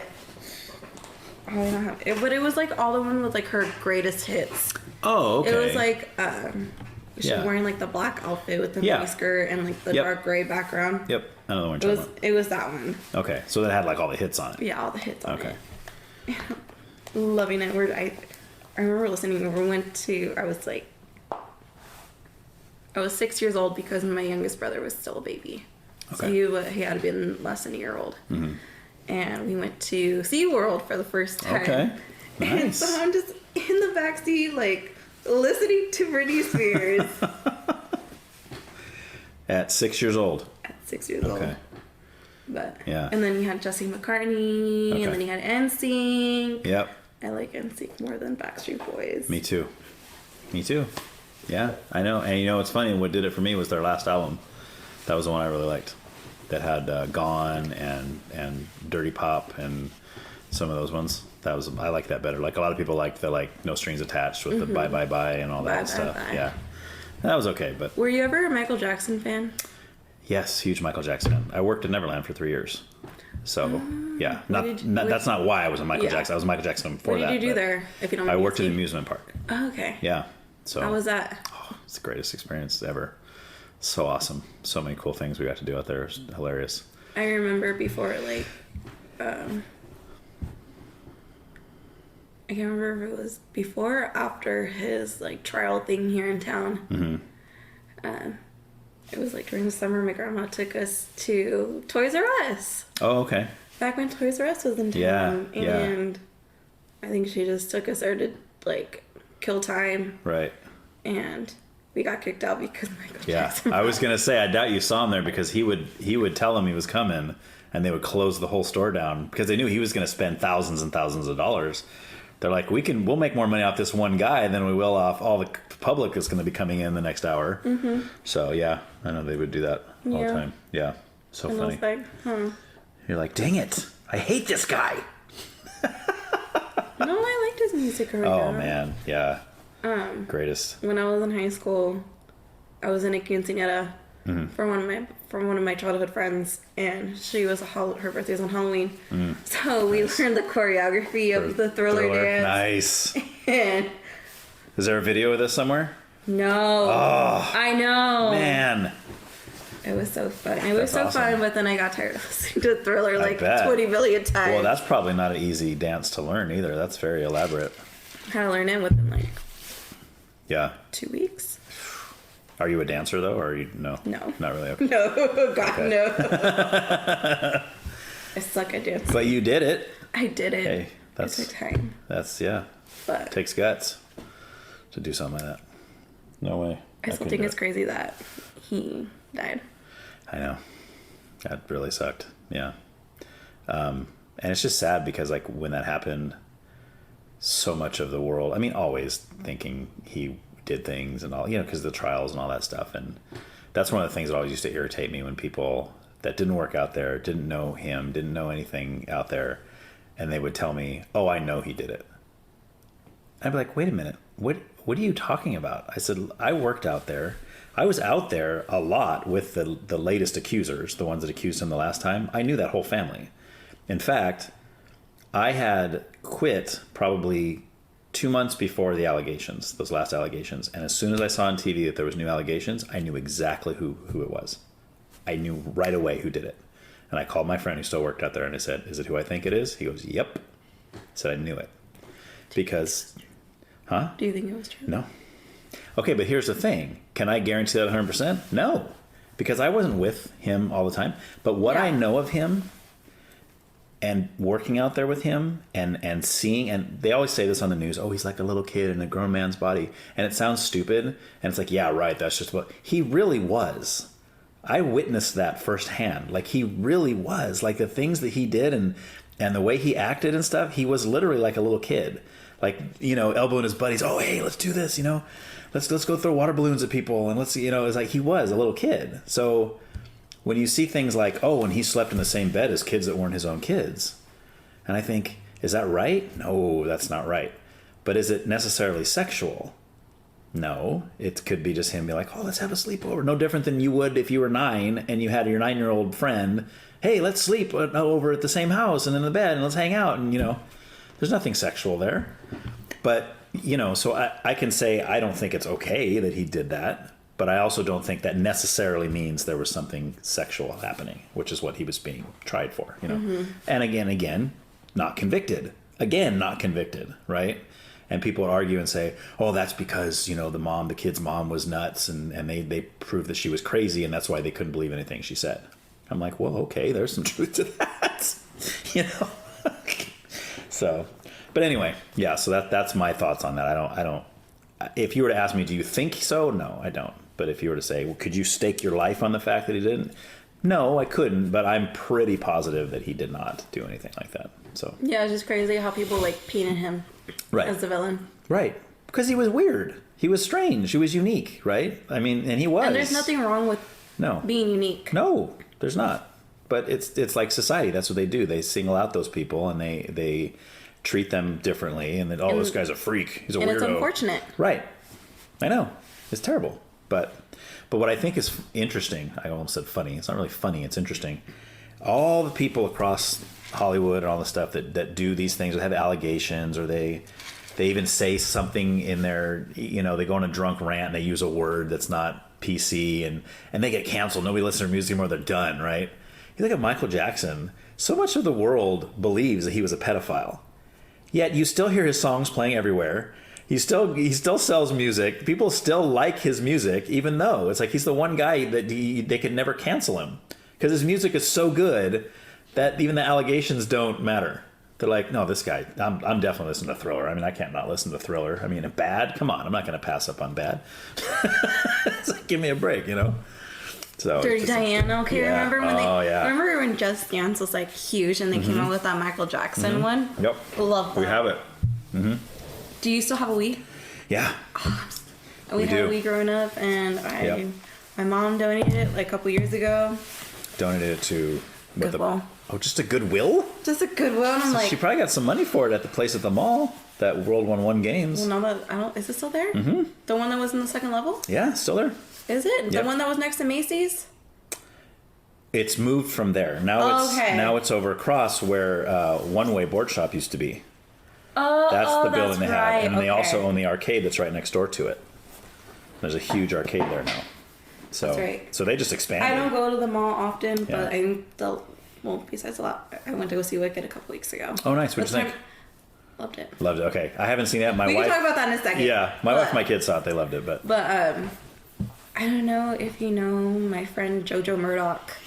She name doesn't sound familiar. She does a nonprofit called Awakening Giants, and Costa did like this whole thing about like trauma, healing from trauma. Mm-hmm. It was like where next to where Deckers used to be on the second level. Okay. Yeah.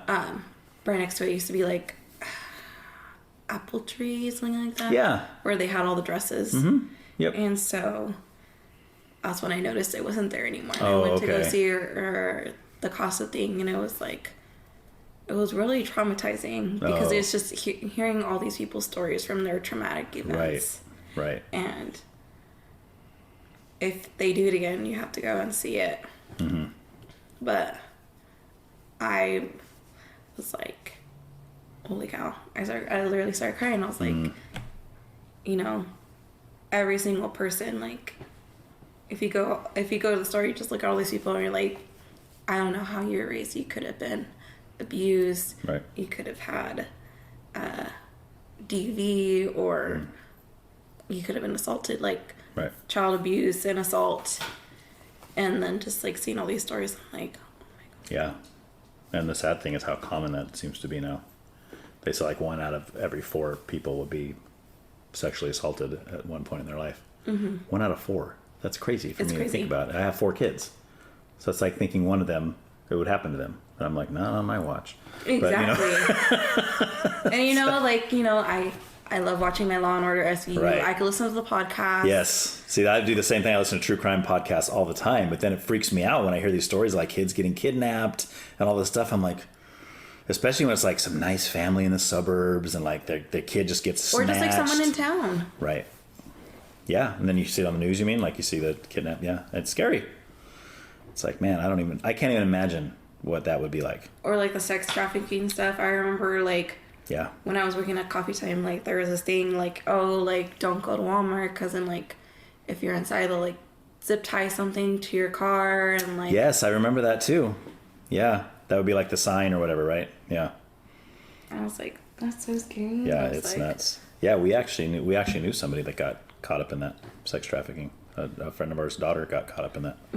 One of my aunts, she's a nurse at the hospital, and she would like tell me, she'd be like, yeah, these people who get sex trafficked, like they would kick them out into like right in front of the hospital, and they'd be like drugged up. Oh yeah, well that's the only way they can do it because they got to make them do it against their will. So they get them hooked on the drugs to where they need the drugs now, and like, okay, if you want the drugs, go do this. Here's your job. Here's the address, or whatever. We'll drop you off, pick you up in an hour. So when I first started working there, I was using your car for the first 10 months of working there, saving up to get my car. Right. I got my car in 10 months of working there. Wow. Like I saved up $10,000. Wow. Well, because we would get good tips. Right. So my tip money was my like personal spending money, and then my paycheck was just. Do you make less tips now at Simple than you did at Coffee Time? Like by a long shot? Oh, heck yeah. Is that because you're a manager though, or because like? No. Okay. It's just, I think it has to do with everything getting more expensive and people not wanting to tip. Yeah. Which, nothing wrong with that. I appreciate every single tip that I get, but not like a penny. You don't appreciate that. I deliver pizzas a couple nights a week. If someone tips me like 20 cents, I'm like, dude, just keep that. It's almost insulting to give me 20 cents. Just keep it. Or like when they just get their like spare change from their. Yeah. Or they act like they're doing you a big favor. Like the total is like $29.86 and they give me 30. Hey, just keep the change. Hey, thanks, man. 14 cents. I appreciate that. It's like, that's awesome. Thank you so much. And for Christmas too. Thank you. Yes. Yeah. But it's like if I go out to a coffee shop and have coffee, like I tip good. Right. Or like if I go to a restaurant, I tip good. Like, right. Well, because right? Yeah. So like my wife used to be a server at Kawhi and Luke's. And when we go to restaurants, she tips well because she used to be on the other side of that fence. And the same thing, I tend to tip delivery drivers well, for the same reason, because I know what that's like to get there and get like $1 or get nothing, right? And it's like, ugh, dude, and some people say, well, but you shouldn't expect it. A tip is a gift, right? I mean, it's like you're getting paid by the hour to do your job anyway. Yeah, but you kind of start to like rely on tips, right? That's why when you get a minimum wage job, you get one that has tips because then you make more than minimum wage, right? Mm-hmm. So it's just Coffee Time. I used to make between $100 to $200 cash a week. A week, dang, that's good. And then it went down like I was making like less tips. Yeah. Before we closed. Okay. Because like that seems like hard work to me though. Like I even watch the people at Starbucks, and I think that just looks crazy. You have to remember, like. Because everybody's got a unique thing about their drink. Oh, I want this. I want this. I don't want this. Oh my God, I worked at Starbucks when they had the iced white mocha with extra caramel drizzle and the vanilla sweetened cold foam. Yeah, see? A bunch of words I don't even know what they mean. I go to Starbucks, I don't even know how to order. There's one thing I get at Starbucks. Like I told you, I don't like coffee. Their chai sucks at Starbucks. It is the worst. I love their chai. Oh. Well, but that's just like my terrible. Oh, see, my scale of chai is Big Train, best, Starbucks, the worst. And then there's a bunch of stuff that kind of falls in between there. Like there's a place in Solvang that sells a chai that's not Big Train, but it tastes very similar. It's very close. But anyway, the only thing I order at Starbucks is a peppermint hot chocolate. That's all I will get there, because my wife and my daughters, they go there and they get, what, do you want some? Yeah, just give me the normal. It's the only thing I'll get, right? But like, and they always say, well, what size? I don't know, big? I don't know, the biggest one you got? I don't, A venti. Oh, a venti? Yeah, okay. What is that? Is that English? Why don't you use English? Right? And then tall is the smallest one. Tall is the only word that I know out of all of those, and tall signifies something big. Yeah. Right? You look at two people, one's tall, one's short. The tall one's the bigger one. Yet at Starbucks, tall is your smallest. It makes no sense. It's like, come on, people. That's why, like, coffee time, it was like, medium, large, extra large, okay. These are words I can understand. Small, medium, large. Yeah. Yep. I used to joke with Bobby and Jane that had a cafe at the library with the big train, and what size? Give me a barrel of it. You got like this is before I realized Coffee Time had the big one. Did they have a 32 ounce? No, only Coffee Time had that. That's why I was so excited when they started having that. I was like, ooh. Plus you had the punch card. Yeah. So when I got to the last one, and and they'd always try to say, oh, well, it's only good for a large. I'm like, well, you do realize all those punches are extra larges, right? Every single one of those is an extra large. You could have gotten your extra large, but it was just like $1. Yeah. Like, I think I tell you, I was like, oh, it's just $1. Yeah. You just give me the $1. I'm like, Right. thanks. Yeah, probably. I'm sure I did that a few times, but anyway. Or sometimes I would just, at the end, I was like, Yeah. Mm-hmm. Yeah. there you go. Yeah. Just put it in as a large. Which is nice. Which is appreciated. So the last thing, music, we'll do, just give me like your top 5 favorite of all time. If you could do it. I have to look at my phone, okay? Or maybe not in top 5. Just name some artists that have actually meant something to you, that you like a lot. Most of their catalog, you love listening to them. Amy Winehouse. I Okay. love Amy Winehouse. Okay. Okay, when I'm at Skyway, I always make sure to put on Amy Winehouse Oh yeah? because at Miller they haven't gone to Sonos, so you can go on to Pandora's just coffee shop radio. Yeah. I love Hosier. I go on to Hosier like Okay. See, that's somebody that's been mentioned on here a few times now, and I have yet to check it out. Really? Yeah. There's probably been 3 or 4 guests that have mentioned that one. But we should listen to him. Okay. It was really good. Who else? I don't want to be basic. I love Taylor Swift. Okay. Yeah, me too.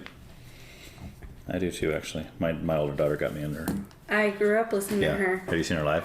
No. Okay. My daughter went to the Eras tour. She got to see it. My wife and my daughter went Lucky. with my wife's mom and her sister. So it was like the 3 generations went and saw Taylor Swift play. Nice. Yeah. I'm like looking. I'm a big SZA fan. SZA. She's R&B. Spell it? SZA. Gotcha. Now I know what it is. I don't know. I've never heard it, but I recognize at least the name now. Yeah.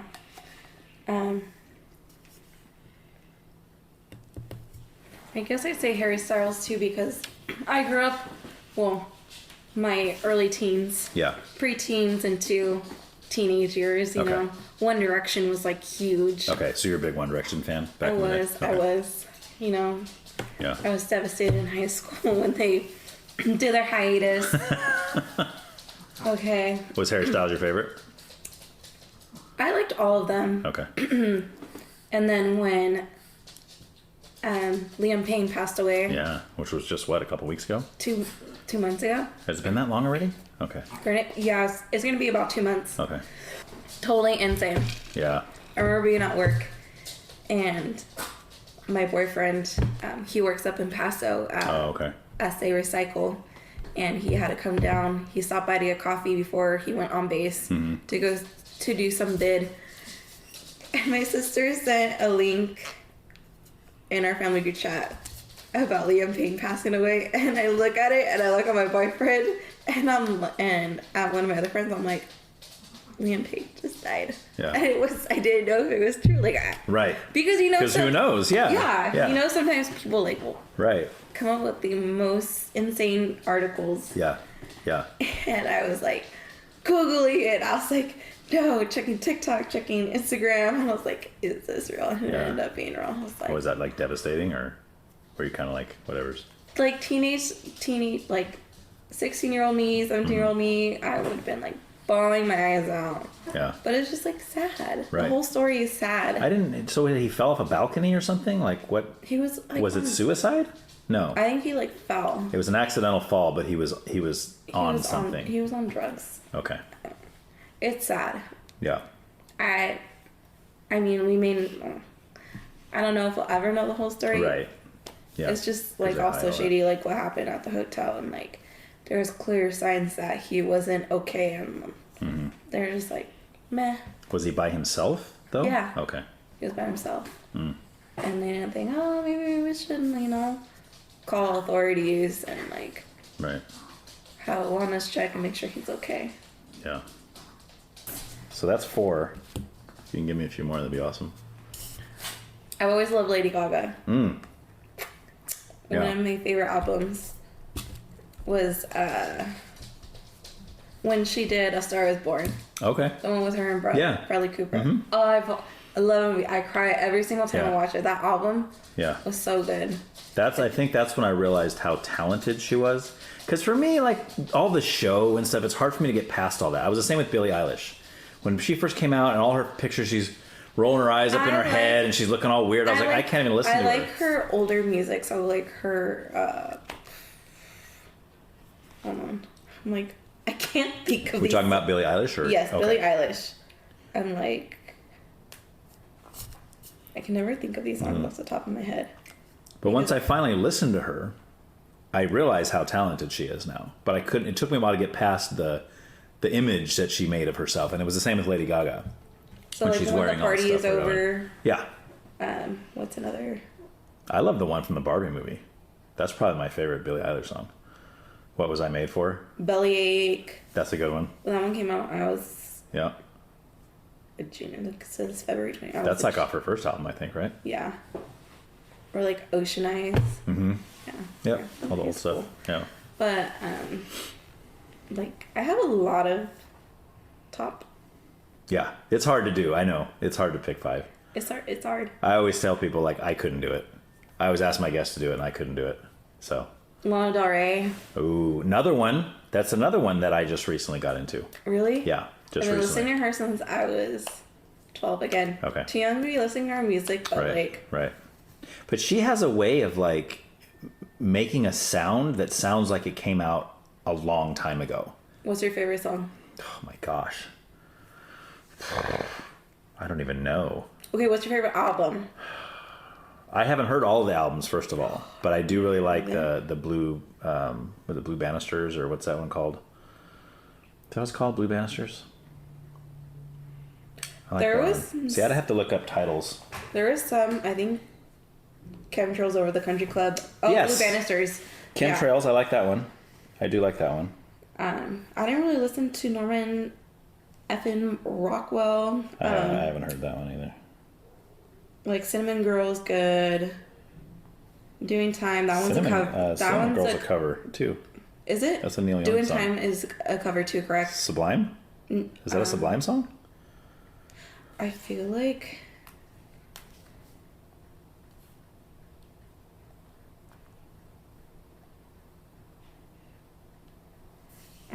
someone else's. Oh, I like her cover of Once Upon a Dream from Maleficent. Yes. That's a good one. That's a good one. I love Maleficent. Yeah, so probably Chemtrails or Blue Banisters. It's probably Like Born to Die, Paradise, Ultraviolence. Ultraviolence is like that's your favorite. Okay. All up to like Lust for Life, and then after that, like. But I've listened to Do You Know That There's a Tunnel Under Ocean Boulevard? That one's a pretty good album too. Yeah, I've heard that one too. Yep. But yeah, good stuff. I love music. Are you good with song titles or no? Like, could you give me 2 or 3 favorite songs from each of these people you mentioned? Just off the top of your head, or do you want me to? I'm like, let me look at my Lady Gaga one. Yeah. The Cure is a good one. That's a song by Lady Gaga? Yeah. And Marry the Night. That one's a good song. Marry the Night? Mm-hmm. Okay. I don't think I've heard either one of those. That's what I like about this. I learn new stuff I get to listen to. Have you heard of The Edge of Glory? Obviously, that one was on the radio 10 years ago. But I don't listen to the radio. But I have heard that song. Yeah. Always Remember Us This Way from the Star Is Born. Uh-huh. That's the one that makes you cry? The one that makes me cry is I'll Never Love Again. That's at the very end of the movie. Yeah. After when she's like doing a concert thing. And it just shows flashbacks of her and Jack, and I'm like... Yeah. And now that movie's a remake, right?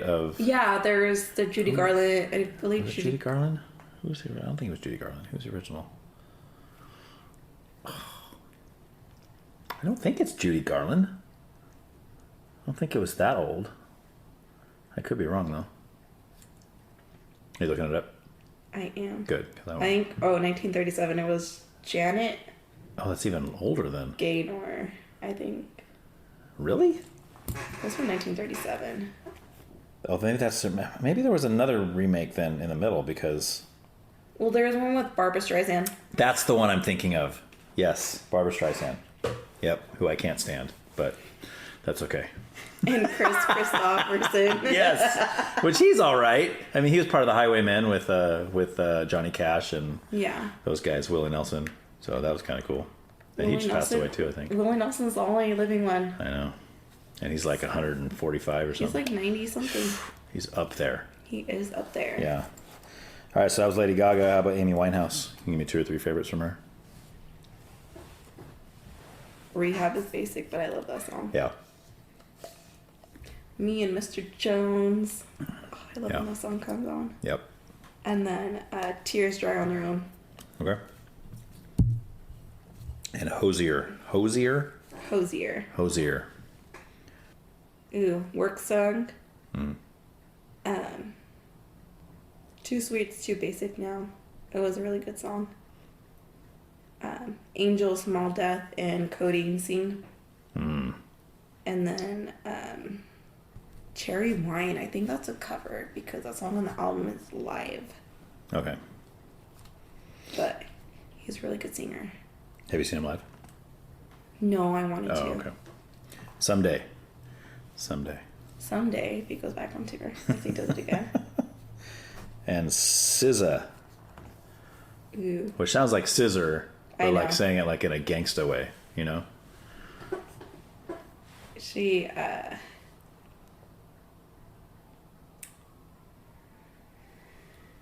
when did she come? She came out when I was in high school. So, like, her first album was CTRL. Okay. Like, literally. Control? Yeah, Control. Okay. I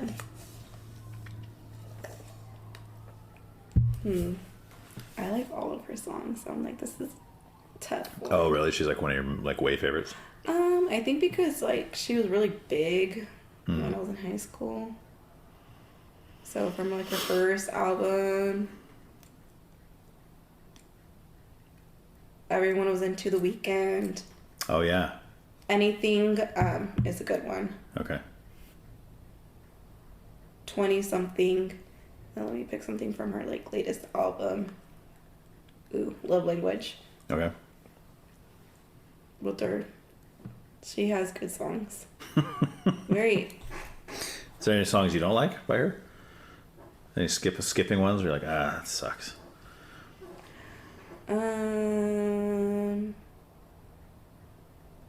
Garden, Say It Like That. Don't like that one? All right. And lastly, Taylor Swift. Ooh. Are you a fan of like more early Taylor Swift or like later Taylor Swift? Early stuff? Like more country sound? Yeah. Okay. Last Kiss is like my ride or die song. Okay, yeah. I love it. Okay, yeah. It makes me so sad. I love it though. Like it's one of her longer songs. Right. I love it. Let me see. What else? is going to be her older songs. So, like, one of her other songs from Fearless. Okay. White Horse. You're Not Sorry. Oh, yeah. What a song. Yeah.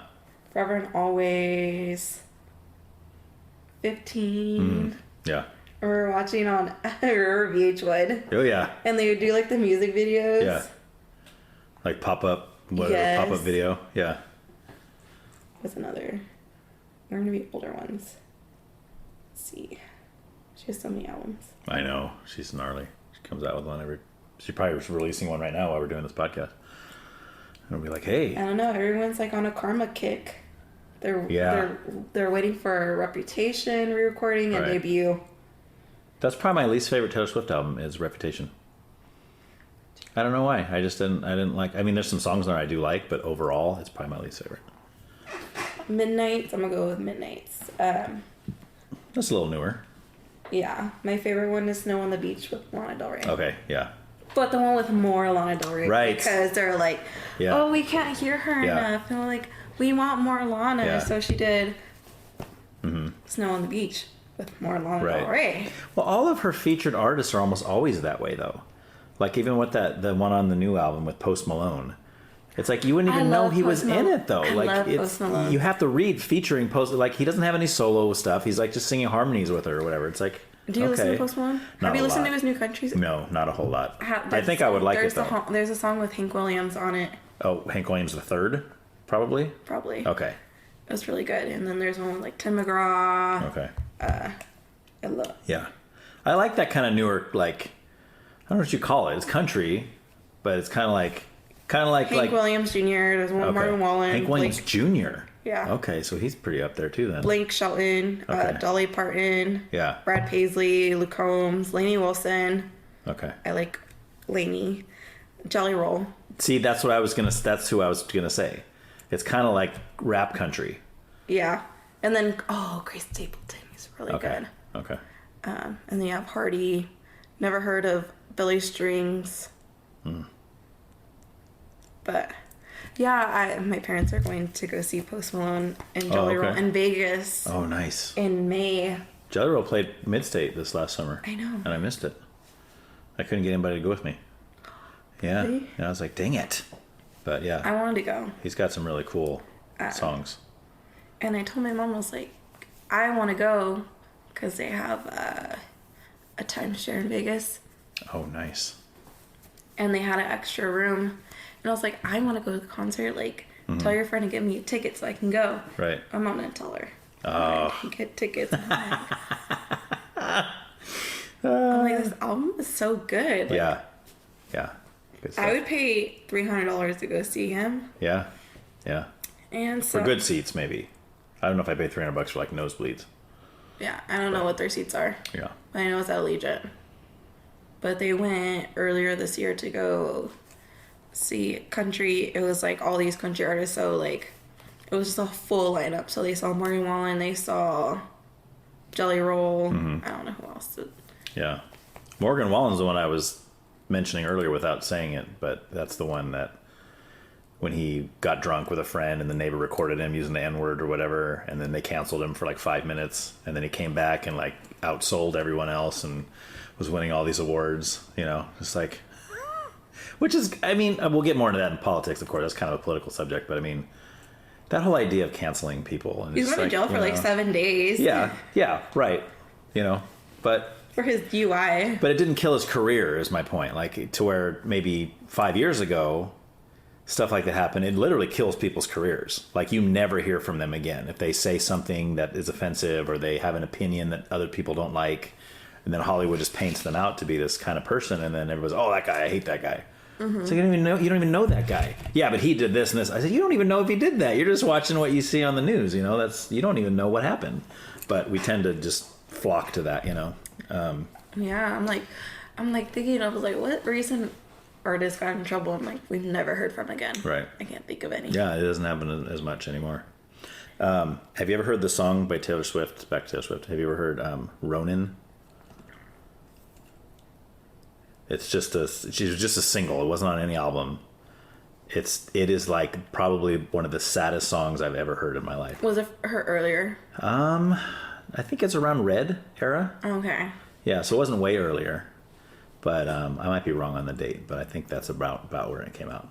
But it's a true story about she wrote it because I guess she knew the family or something.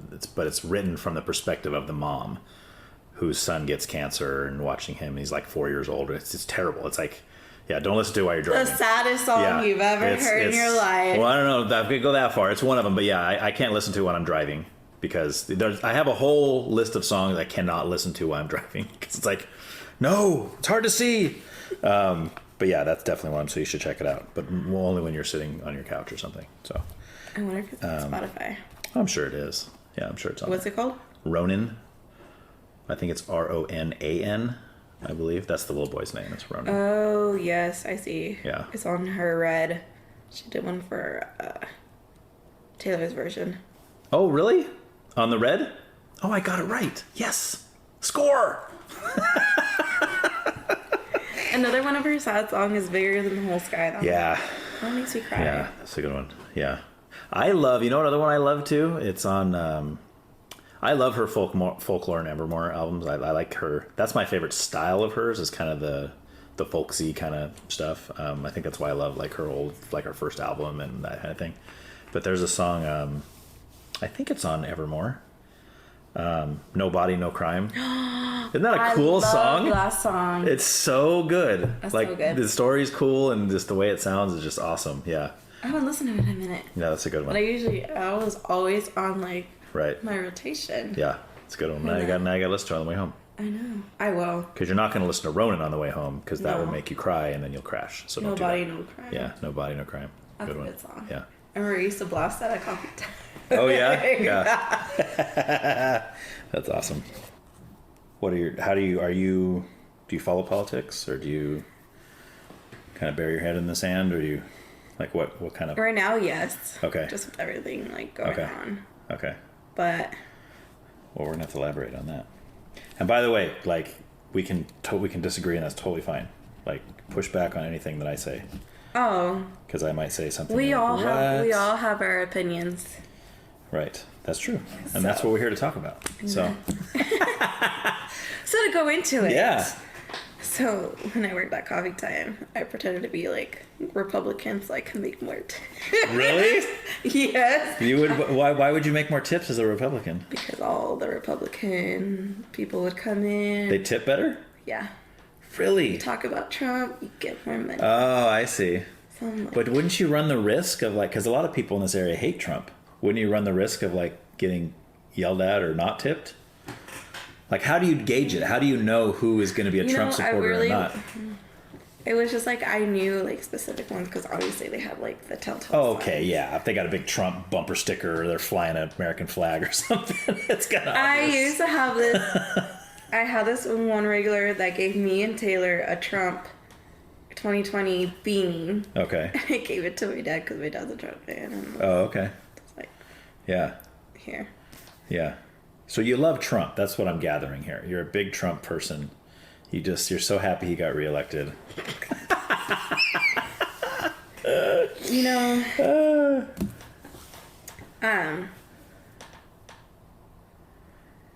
I feel like I'm in the middle. Okay. Okay. It's just growing up and like, learning history. Yeah. Republican Party was like different. Okay. And now it's just like, I don't even know what's going on over there. Right. Well, you could probably say the same for the Democratic Party too. Yeah. It goes both ways. Mm-hmm. Totally different. Yeah. And, like I remember in high school, I think my junior year of high school, we watched like a political debate. I don't remember which one. You don't remember who it was? I don't remember who it was. I think it was the one before Ronald Reagan got elected. Oh, dang. I don't remember. That was a while back. But, you have your two opponents, mm-hmm. Democrat and Republican, and they're not going at each other's throat. Yeah, wasn't that nice? Yeah. Why isn't it like that anymore? Yeah, it's so polarizing. And you have Donald. I didn't watch any of the debates, but you see like clips, and he's just like they're just fact checking him and everything, and he's like getting mad and like throwing a tantrum. Right. Well, yeah, I watched that whole debate. I got off early so I could watch that debate. I was never political until like the last maybe 5 years or so.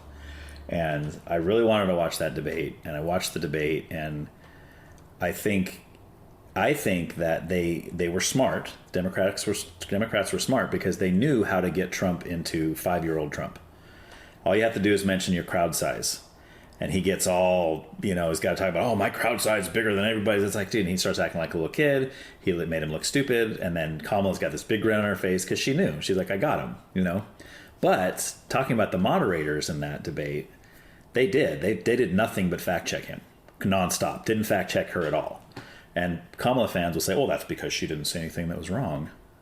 Oh, yeah, she did. She totally did. But they weren't bringing that out. It was very obvious that the moderators were on the side of Kamala Harris, which when it comes to debates, it shouldn't be that way. They should be, mutual. Yeah, exactly. But if that's hard, right? Because you could say... Because it's Donald Trump. Correct. Right. Because if I was a moderator... Right. That's what I'm saying. And that's why he's such a polarizing character. And that's what makes it difficult. Because for most people on the right, I consider myself conservative, I would say... I don't like Trump. I don't think he's a great guy. Wouldn't want to hang out with him. I wouldn't want him around my kids and my wife. No. But if I'm looking at who's going to run the country that I have to live in, and I'm looking at Kamala Harris and I'm looking at Donald Trump, these are my two choices. I didn't pick these two choices, but this is what they're giving me. I'm going Kamala. Yes. Would you really? Would you? I did. Okay. So let's explore that a little bit though, because is that because of your hatred of Trump? Or is it because you actually thought Kamala Harris would make a good president? Just because I think with everything going on, like, in the South and, like, women's getting their abortion rights getting taken away. And, we're very fortunate in our state that we're able to have access to, like, Planned Parenthood. And people think, oh, Planned Parenthood is just for abortions. No, it isn't. That's mostly what it's for, though. Yeah, I know. But, they do other things, they too. They do other things. Right. You get tested for STDs and all that stuff. Sure. You get birth control. When the baby stops growing. Oh, like a stillborn? Yeah, like a stillborn or like any miscarriage? Yes. Okay. And they won't do anything for you. Like, I don't know if you heard the story about the 17 or 18-year-old girl in Texas. Right. And she was pregnant. She was keeping her baby. She had just had her baby shower. And something wasn't right. So she went to the hospital. And they're like, oh, yeah, you're sick. Sends her home. And she's like, no, something isn't right. And then she starts bleeding. And it's something wrong with the baby. And they're like... Right. Yeah, but you wouldn't say that situation is because of Texas's abortion laws, right? I mean, that didn't have anything to do with that, right? No, and it also has to do with doctors, like, not caring. Yeah. I think for like everything has a factor. Yeah. And I've had like I had one cousin. She was in high school. She had an abortion, and she didn't tell me until recently. Yeah. Because obviously, we're 5 years apart, so like I would never know. She wouldn't tell me. And I've had my cousin's wife. She was married before she got married to my cousin, and had one kid with one of her ex-husbands. And he was abusive. Right. She had 2 abortions from him because she's like, I have 1 kid, and you're treating me like this. Right. Yeah. So. Right. She has this. I think they're both like suctioned out. I think that's what it is. For the abortion, you mean? Yeah. I remember she told me it was like really painful and just. Right. Right. Yeah, I mean, I'm always curious. I mean, I am pro-life. I mean, I'll get that out on the table. And that's usually where I'm told, you have no right to talk about it because you're a man. It's like, okay. But I mean, I tend to think like logically and rationally about things, and I guess I'm just like, so I could go so many ways with this, but I guess the first thing I would talk about is if a pregnant woman is murdered, okay, they call it a double homicide, okay? And when I ask why that's different than abortion, the answer I get is, well, because she wanted to keep her baby, therefore that's a murder. Like, she was planning to keep her baby, and this psychopath came and killed her, which in turn killed her baby that she was going to keep.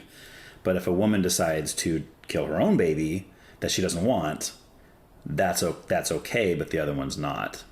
And I guess I don't really understand why that is. From my own, that's my own thought on it, I guess.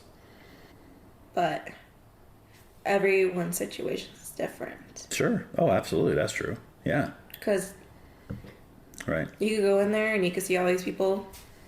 You could guess why they're in there. You could guess that every single one of them's in there to get an abortion, but that's probably not the case. Like, one couldn't be going in for an STD testing. Sure. One couldn't be trying to get more birth control. And I don't remember what else they do in there. But well, they do lots of other things. They do a lot of other things. Sure, and I will say that people that are pro-life don't really have an issue with all the other things. That's why we don't talk about it. Like, if someone's going to Planned Parenthood to get an STD test, great, right? The pro-life and the pro-choice people are like, yeah, right on, you know. But where the problem comes in is the abortion part. That's pro-life says that's wrong, and pro-choice says it's not wrong. That's the contention, you know. I'm fine with a place that offers birth control and offers actual planned parenting, right? Yeah. like I'm fully fine with that, and I think most pro-life people would be. But you know, it's the idea of the baby, and I know there's different views on even that, to where someone might say, well, it's not a baby, it's a clump of cells, or it's whatever. They have different words. It's a fetus. They'll use the word fetus, you know. So where do you stand on that? At what point do you think life begins, I guess, is the question. Everybody kind of has a different number on that. I would say for me is when the heart beats. Okay. That's pretty early on. That's 6 weeks. Something like that? Okay. I might be wrong on that. 8 weeks? I feel like that's pretty early. That's one of the first things that's why so many states have that heartbeat law, where they say abortions are legal prior to heartbeat, but after a heartbeat, no. It's awesome that we have Google now. 5th week. Okay, even less. Okay. So most women I've had on here that we talk about that, they'll say first breath, or they'll even say once it's actually born. So like it could be 9 months in the womb, and that's not a baby yet until it passes through the vaginal canal. Then somehow it becomes a baby. It's magical. It's a magical canal that makes life happen. As soon as you start feeling your baby like moving around you and start. Yeah. Oh, I agree. I agree with that. Yeah. So you say. But you know, people are entitled to their own opinion. Sure. Yes. But yes, we're all entitled to our own opinion. But like when we have an opinion that could potentially be doing something morally wrong, are we allowed to act on that opinion? Right? Like I could have an opinion that my coworker is a jerk and I hate him, but that doesn't mean I have the right to take a shotgun and go blow his face off. Right? Mm-hmm. So my opinion is I don't like him, but that doesn't mean I should end his life. You just have to deal with it. Yeah, right. Exactly. Or get a new job. I mean, there's lots of options I could take with that, but I could still hold the opinion that he's a jerk. You know, maybe over time I'll grow to like the guy. That's happened before. I've started working with somebody. I can't stand this guy. 2 years later, we're hanging out after work. You know. And it's also like people are quick to judge whoever goes into Planned Parenthood. Mm-hmm. They could just automatically assume, oh, she's getting an abortion. Right. Right. Which is also isn't not always the case. No, it's not. No, it could be something else. Because it's a versatile place to go. Right. Right. So how do you feel about, I've seen lots of videos on this. There's certain people that they see it as their, what's the word? Their mission, I guess you could say, to stand outside of abortion clinics like Planned Parenthood or other places, and not be jerks, not yell, "You murderers, you're killing me," but just like talking to women and trying to reason with them and say, well, do you really understand what's happening? I do have an experience, okay? So I've been to the Santa Barbara one. Okay. Nobody was out there.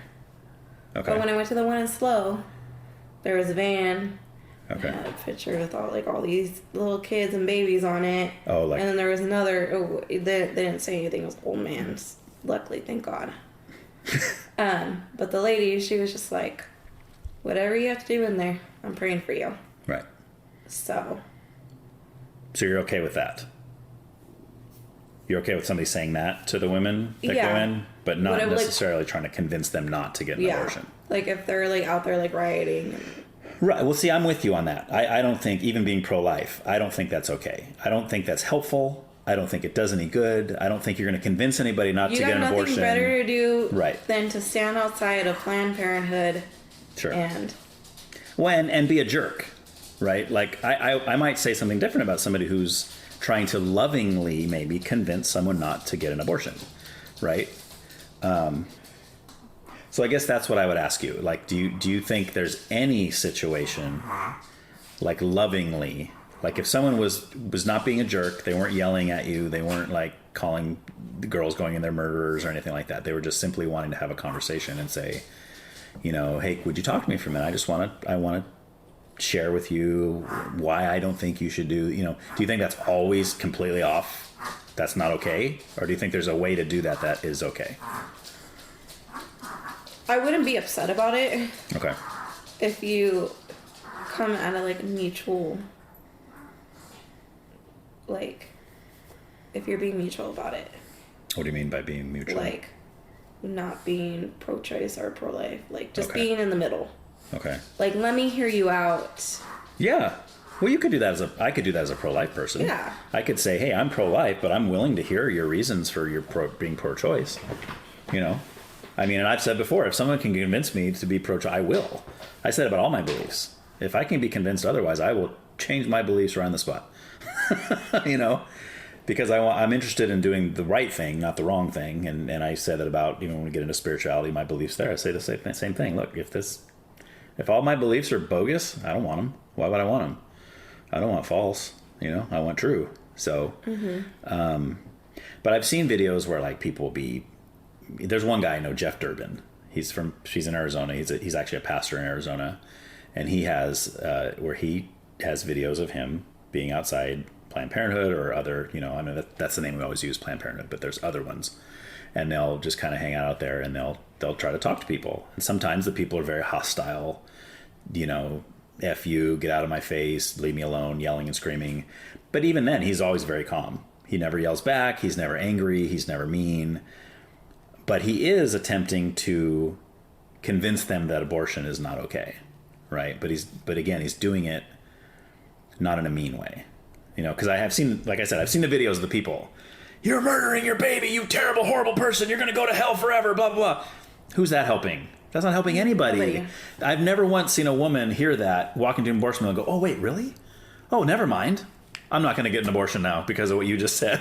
You never see that, But I have seen, with Jeff Durbin, him convince women not to do it and have their babies. And then a year later when they give birth to their baby, they come and they visit him. And they thank him.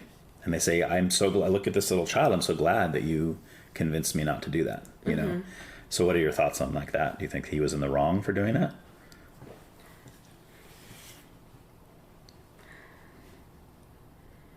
I wouldn't think he's in the wrong because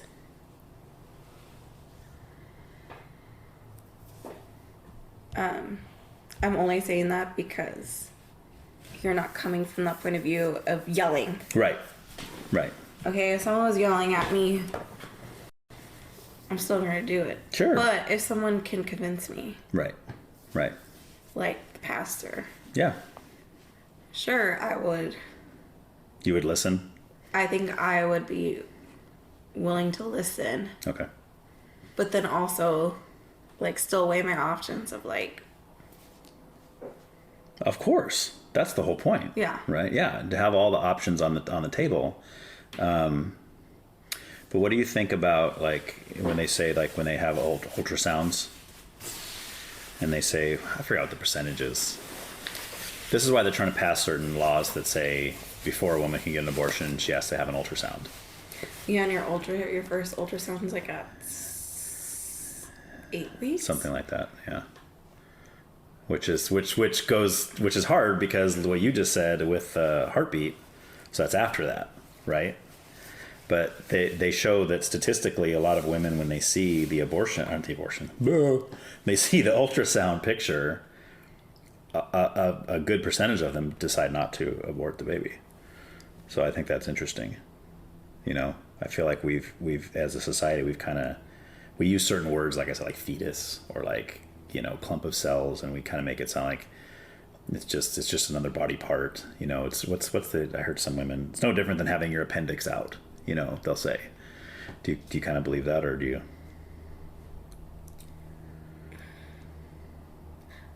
I wouldn't like relate to it being like your appendix. Okay. Because it doesn't have a heartbeat. Right. Although mine was throbbing before I had it removed. So can't really call that a heartbeat, but you know. Close enough. Yeah. Close enough for you. You had a mini child. Yeah. Well, he's gone now. That was good. It's over. When did that happen? Oh, what was that 6 or 7 years ago? We were in Vegas on an anniversary trip. Just me and my wife. Something, man. First day there was great. First night was awesome. Went and saw Terry Fader. Do you know who Terry Fader is? He's like the world's best ventriloquist. He like sings with puppets, and you can't even see his mouth moving. And he does impressions. Like he has a Michael Jackson puppet and a Paul McCartney puppet, and he does The Girl Is Mine, the duet they did together, and he sings as both of them, sounds just like him. Anyway, great night. Next morning, woke up, thrown up. I was like, oh, I think I just ate something bad last night or whatever. I just thought I had the stomach flu. And then my stomach hurt after I was done. I just thought I had pulled a muscle from throwing up. And then, so I'm just laying in the bed all day. Because we were supposed to have a whole other day and a whole another night there. The hotel was paid for. I had a Cirque du Soleil show planned for that night. All planned out. I totally surprised Bethany. She had no idea what we were doing. It was off our anniversary. And yeah, and I was just in bed sick all day. And she just kind of tried to do stuff to, you know, not be bummed out. And then she drove us all the way home. And I was like, oh, and my mom convinced me to go to urgent care. I didn't want to go. I just thought, oh, I'll be fine in a few days. You know, went to urgent care, and he's like, I think it's your appendix. You need to go immediately to the emergency room. Because you could die from it. Because you could die from it, yeah. So then I got there. It's crazy. It's such an unnecessary... And it's like this big. It's a little tiny thing. But when you need to get it taken out, yes. It's a life or death situation. When it's inflamed and infected, then yeah. So it's crazy. But even then, they put me in, he told me that, and they got me back in the room in the little makeshift, like little curtain area, put the gown on me, and they let me sit there for like 4 hours before they came to check me. So I'm like, I could have died in there, no problem, you know? So then they finally got my appendix out. By then it had ruptured. So I had to spend like 7 days in the hospital, which sucked. But because if you catch it like before it ruptures, you're maybe a day in the hospital, maybe, just so they can monitor you. But it ruptures, it just spews that poison. Do you have sepsis? Kind of, in a sense. It didn't get to that point because that would have been like life-threatening. But well, I guess it was life-threatening if it ruptures. But they were able to get it out in time. So, but anyway, that's a long story. That's a tangent right there. So. There's another thing I was going to ask you about this. I forgot where I was going to go. Is there ever a situation, in your opinion, where an abortion is not okay? I think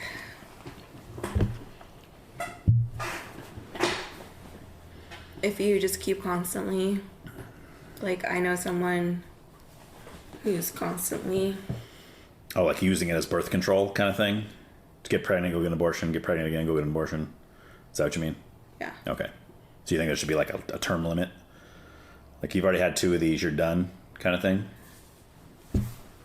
I think within like a span of a few years, yes. Okay. But it's like, oh, if you've had like 2 abortions in like a 5-year span. Yeah. That's fine. But like just using, like getting pregnant and having an abortion like back to back to back yeah. isn't healthy. No. So you're responsible too. Yeah. Which I don't know which kind of like either she took the pill or had the other procedure. Right. Yeah. Like the pill I've heard is the abortion pill. You mean? Mm-hmm. Okay. Is like it's insane. Yeah. For the mom, you mean? Yeah. Yeah. It's not pleasant. Yeah. What do you think about the option of adoption instead of abortion? Like putting up the baby for adoption instead.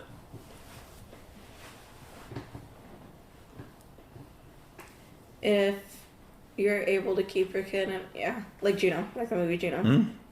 Yeah. Yeah. Back when Elliot Page was a girl. I was watching that movie the other week too. Yeah. And I was like, you know what? I'm gonna watch Juno. I haven't seen that forever. Yeah. That's a good one. If I could have done that. Michael Cera is hilarious in that movie. But you know, my parents are like super judgmental. So Right. Okay. they wouldn't let me. They wouldn't. Oh, they'd want you to keep it. Okay. Let's say they wouldn't be okay with an abortion, but they also wouldn't be okay with adoption either. If given the choice between the two. Yeah, I have one cousin. She has like celiac disease and all these health issues that she can't have any kids. Right. So she adopted, I think, 1 or 2 kids. Mm-hmm. I think they're twins. Nice. Yeah, there's a huge, I hate to use the word market because it makes it sound like we're buying and selling children.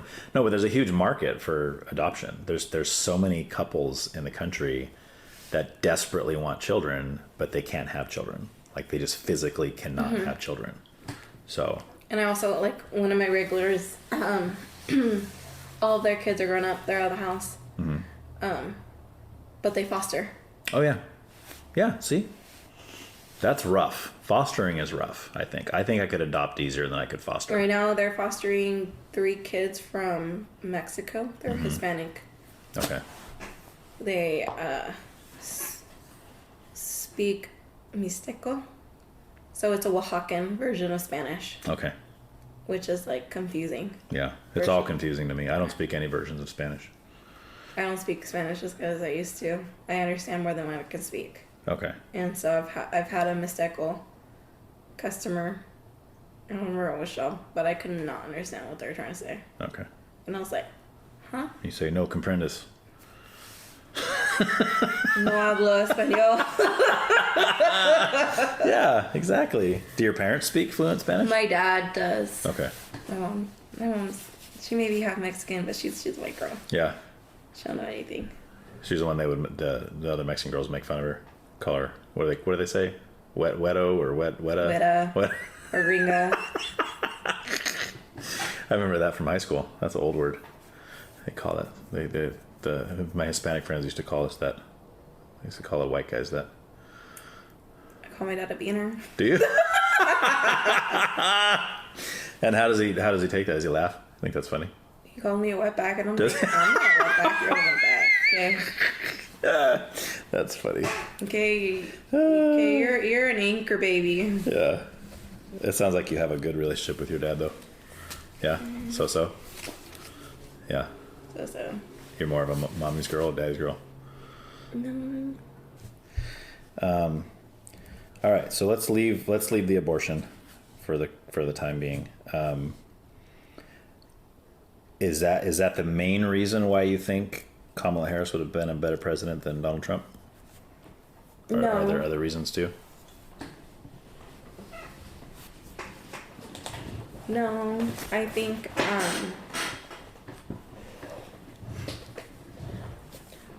it would be nice to be able to have a female president. Not that she'd be my top choice. Okay, but it's just we need difference in the country, and not that neither of them will make much of a difference. Right. Well, I mean, I'm all for. I would be fine with a female president, but I don't think we should vote for somebody because she's a female. Yeah. You know what I'm saying? The same reason I don't think we should not vote for somebody because she's a female. Right? Like, I didn't not vote for Kamala Harris because she's a woman. That wasn't my reason. Right? So, but I know some people it was. But it's like also like Trump talks so much trash. Yeah. And it's just... Yeah. No, and again, I'm with you. His persona. Yes, for sure. But at the end of the day, his persona doesn't change my life. Yeah. The policies that the president's put into play and the government does change my life. The fact that he wants Elon Musk, RF Kennedy Jr. You don't like them? I just, like, why Elon Musk? Like, why is Elon Musk being, like, dealing with our government? Yeah. I mean, he's making some pretty cool stuff. Yeah, he is making pretty cool stuff. You gotta admit that. I don't know how I feel about him as a person or if I think that he should necessarily be involved in government stuff. But RFK Jr. Let's get rid of McDonald's. He what? Let's get rid of fast food. Yeah. Well, I mean, I wouldn't go that far, but he is at least wanting to take on Big Pharma. No one's been willing to do that yet, right? I mean, that's kind of a big deal because the reason why you and I have to pay so much money when we go to the doctor is because of Big Pharma. That's why. It shouldn't be that way. But we've had the system built up for so many years, and it's just like this big corporation that just basically says, nope, we're going to do whatever we want. Screw you guys. Deal with it, you know? Yeah. And at least I'm not sure if he's going to be able to do anything or not, but at least he's talking about it. I think it's just his interesting choices of who he wants, like, in the cabinet. Mm-hmm. For sure. On his team, in general. Oh, for sure. Yes. Like, Matt Gaetz.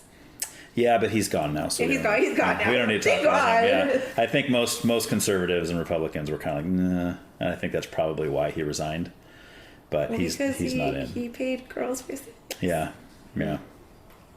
And there was a Venmo trail. Right. I'm like... Well, let me ask you, though. I know I said we're leaving abortion. So as you're talking about abortion, you sounded kind of more like on the... I'm not saying you're a feminist, but you sound like you're my body, my choice, right? Would you agree with that? So what do you think about sex work? What do you think about if a woman... She's not being raped. She's not being forced. She's saying, I'm going to do sex work to make money. And then somebody like Matt Gaetz pays for that sex work. Do you see that as a wrong thing, or? I guess it depends on who. Who's paying for it? Yes. Okay, so somebody in the government shouldn't be paying for prostitutes. Like, I don't know, like, if you're smart enough, like, if you're Matt Gaetz, I think you'd be smart enough to not do a digital trail. Sure. And just... But the question is, why would you be worried about a trail if it's not wrong? It's either wrong or it's not wrong to do. And if it's not wrong, then he should be able to tell everybody, yeah, I paid for sex work, so what? I think in the sense, because I think some of them were young. Okay. Like, I think 18, 19-year-old. Mm-hmm. Okay. In my head, you're a baby. Sure. But legal. And illegal. Right. At least governmentally, right? Yes.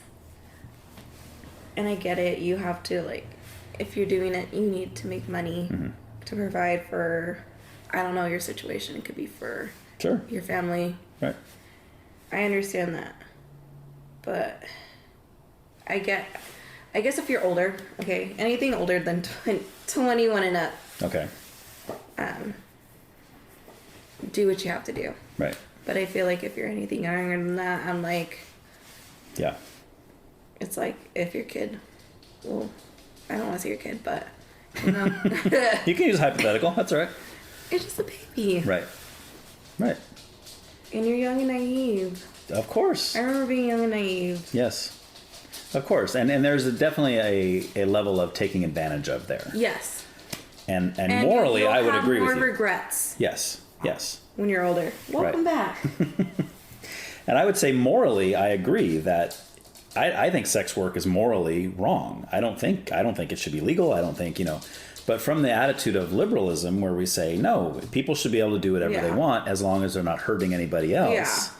Then from that philosophy, a woman that's of age should be allowed to sell her body for money. It's not my biggest topic to talk about, but I get, I'm not the biggest fan of sex work. Right. Because you can easily take advantage. Of course. Like, of course. That movie, Pretty Woman? No, the one with Jennifer Lopez. Hustlers. Oh, I never saw that one. It was like strippers. It happened like in New York. It was a real story. Oh, Jennifer Lawrence. Lopez. Lopez? Yes. Hustlers? What's the one I'm thinking of? With Jennifer, American Hustle. That's what Jennifer Lawrence and Bradley Cooper. I don't know the movie you're talking about. I've never seen it. Called Hustlers? I know. Yeah. Has like Jennifer Lopez, Constance Wu, Lily Reinhart, Cardi B. Cardi B was... Right. She did that stuff. So she's just playing the role that she's used to playing. Yeah. If she's in that movie. You should watch it. Yeah, it's good? It's good. Like... Okay. It's based off of a true story. Is it showing the ills of sex work and how it shouldn't happen, or is it glorifying sex work? It's just showing them, like, in the strip club, like, taking advantage of all these rich people, and then, like, them finally getting caught up. Okay. Oh, they go and they take some of these dudes out kind of thing? It's a woman power movie? No, not... Well, they just take all of their money, and then they finally get in trouble. Which is what Cardi B was doing, right? She admits to doing that. She would strip and then take men back to the hotel room, promising them sex, and then she would like drug them and tie them up and rob them and then leave them tied up in the hotel. Take their credit cards and right. Take all cash. Yeah. That's not cool. I mean, I don't think any of the situation's cool, but that's not like her. I mean, she's stripping for a living. I mean, she's like somebody's forcing her to do that. But I mean, okay, so this goes back to, someone might say, well, no, she is being forced because she has to eat. She has to have a house. She has to live somewhere. But it's her choice. It's her choice to work that way. There's plenty of other people in the country that have to do that, but they have to work. Maybe even harder. And that's the way I think, like, something like sex work, I'm not saying it's easy, but there's not really, I mean, it's pretty straightforward. It's like, okay, I'm going to make a lot more money doing this. Or like these days with OnlyFans. That's why you have all these young girls that are like, man, I could go to a 9-to-5, or I could make $100,000 a month doing OnlyFans just by videoing myself and putting it on the internet. You know what's that? I don't know if you ever knew this, but I was going to school to be a teacher, but I dropped out. And I'd hear all these stories because all these teachers don't make much money. Right. And so some of them went on OnlyFans, and then parents found out. The parents of the students, you mean? Yeah. Okay. Yeah, I did hear some of that. Yeah, that was coming out in the news. And it's like, it's sad because your primary job, you can't make enough money to make a living, that you have to turn to OnlyFans. Right. Now, if I was a teacher, I want to do OnlyFans. That's TV pictures. Yeah, but I mean, because they don't know it's you. Right. But you don't have to.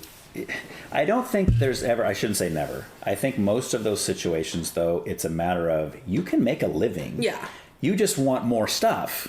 You want to really make a living. You want to live luxuriously. You know, you want to drive a Beamer, and you want to live in a 3-story house, and you want to do all this stuff. But a lot of them also, they do TikTok, which is nice. Right.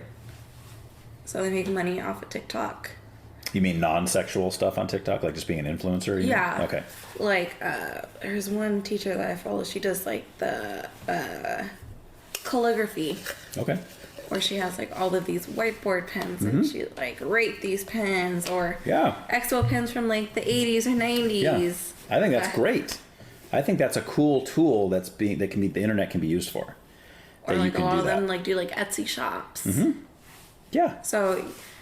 Or even these people that do like funny YouTube videos, and they have a following. Like there's a couple, I think they're Korean. It's a husband and wife, and they're hilarious. And me and my wife watch them, and then we laugh, and they just do these little funny little skits. And it's like this is just a married couple. Mm-hmm. They probably had 9-to-5s or whatever, and they're like, hey, we're kind of funny. People think we're funny together. Maybe we start recording us being funny. And then next thing you know, they got millions of views, and now they're making money, and they can quit their jobs, and they just do this. And I'm like, dude, how cool would that be?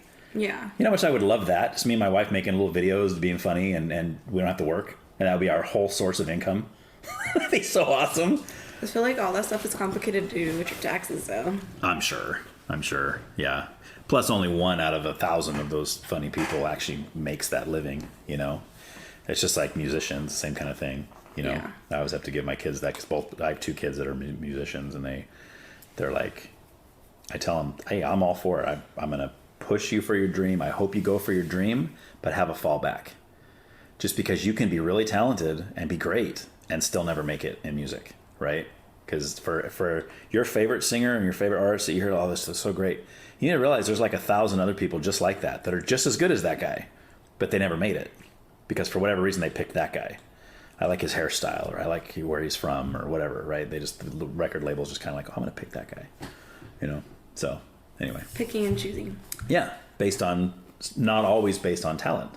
That's why I like shows like The Voice, where it's like you don't know what they look like.